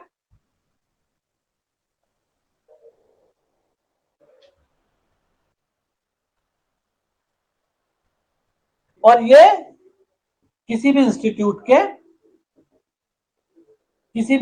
के पोटेंशियल के बारे में बताती है कि उसमें कितना पोटेंशियल छुपा हुआ है ना? किसी भी इंस्टीट्यूट के पोटेंशियल के बारे में बताती है, किसी भी इंस्टीट्यूट के डेवलपमेंट या राइज के लिए इंपॉर्टेंट। ये इसके क्या हो गए? एक तरीके से फीचर्स हो गए, है ना भाई? मैंने आपको क्या बताया कि ये किसी भी इंस्टीट्यूट का पोटेंशियल बताती है। अगर आपको उसकी स्ट्रेंथ पता चल गई, अगर वीकनेस पता चल गई, तो क्या उसका पोटेंशियल पता चल गया ना। मान लो कि उसमें स्ट्रेंथ एक ही है, वीकनेसेस 10 है, तो पता चल गया कह रहे इसमें पोटेंशियल कम है। और मान लो कि उसमें बहुत सारी स्ट्रेंथ है, वीकनेस कम है, तो पता चल गया कि नहीं, इसका पोटेंशियल ज्यादा है। मान लो कि किसी की लोकेशन ऐसी कि 20 सिटी में, तो आप बोलते ना यार इसमें पोटेंशियल। आप बिजनेसेस में भी हम क्या बोलते हैं? मान लो बिजनेस की बात होती है, मान लो कि किसी की शॉप है या बिजनेस एकदम मेन मार्केट में है, तो आप बोलते ना यार इसमें पोटेंशियल है, यहाँ पे तो चल जाएगी दुकान, क्योंकि यहाँ पर मार्केट है। वहीं किसी की दुकान एकदम मान लो गांव में है, गांव नहीं मान लो किसी कॉलोनी में अंदर, तो बोलेंगे अरे यार इसमें पोटेंशियल नहीं है, इसकी लोकेशन सही नहीं। तो लोकेशन एक क्या है? स्ट्रेंथ हो गई आपकी। अगर मान लो आपकी लोकेशन बीच मार्केट में है, तो क्या बोलेंगे कि हाँ यार इसमें पोटेंशियल है, चल जाएगा। मान लो आप भंवरकुआ पे कोई किताब की दुकान डालो, भंवरकुआ पर अगर मान लो कोई बुक्स की शॉप डालो, तो चलने की गुंजाइश है, क्योंकि यहाँ पे स्टूडेंट रहते, तो किताब की दुकान चल जाएगी। यही किताब की दुकान अगर आप छप्पर दुकान पे जाके डाल दो, तो चलेगी क्या? वहां कौन जाएगा? वहां स्टूडेंट जाते नहीं, और जाते भी है तो खाने पीने जाते हैं, स्टूडेंट जाते ही बहुत कम है, तो वहां किताब की दुकान नहीं चलेगी। तो लोकेशन जिसको बोलते हैं वो एक स्ट्रेंथ है। तो जब भी आपको आपकी स्ट्रेंथ और वीकनेस के बारे में पता चलता है तो पोटेंशियल पता चलता है कि इस इंस्टीट्यूट में कितना पोटेंशियल है। इसमें अगर बहुत सारी प्लस पॉइंट है, बहुत सारी स्ट्रेंथ है और वीकनेस बहुत कम है, तो हाँ इसमें पोटेंशियल है। स्ट्रेंथ अगर बहुत कम है, वीकनेस ज्यादा है, तो बोलेंगे यार इसका पोटेंशियल कम है। तो पोटेंशियल का पता चलता है। साथ ही साथ किसी भी इंस्टीट्यूट को अगर अपना डेवलपमेंट करना है, अगर उसको अपना बेटरमेंट करना है, अगर उसको प्रोग्रेस करना है, अगर वो इंस्टीट्यूट अपना राइज चाहता है, अपना राइज करवाना चाहता है, तो उसको स्वॉट एनालिसिस करना इंपॉर्टेंट है। ठीक है, तो ये हमारा स्वॉट एनालिसिस कंप्लीट हो गया। तो ठीक है, आज की क्लास यहाँ खत्म करते हैं। बाकी जो है एक दो टॉपिक और है जो कल देखेंगे। ठीक है, अब छोटे मोटे ऐसे जनरल टॉपिक से वैल्यू एडिशन ये वो, तो वो शॉर्ट में मेरे को आप कल मैं आपको उनके बारे में बताऊंगा। 2-3 टॉपिक्स और हैं। कल आपका सिलेबस खत्म हो जाएगा, फिर गुरुवार और शुक्रवार, नहीं गुरुवार तो कल है, शुक्रवार और शनिवार मतलब फ्राइडे और सैटरडे जो है हम लोग एमसीक्यू सॉल्व करेंगे। कल जो है सिलेबस को बिल्कुल खत्म कर देंगे और फ्राइडे और सैटरडे में आपको एमसीक्यू सॉल्व करवाऊंगा। तो फ्राइडे और सैटरडे आप लोग सब जो है यहाँ लाइव अटेंड कर। आगे बात समझ में? पीयूष, गौरव, अंकुर, मणि, जितने भी लोग हैं कल की भी अटेंड करना। और फ्राइडे और सैटरडे आप लोगों को मस्ट है कि आप लाइव क्लास में आओ, क्योंकि अपन एमसीक्यू सॉल्व करेंगे। ठीक है, चलो अब आपसे कल मुलाकात होगी, जा सकते हो आप लोग।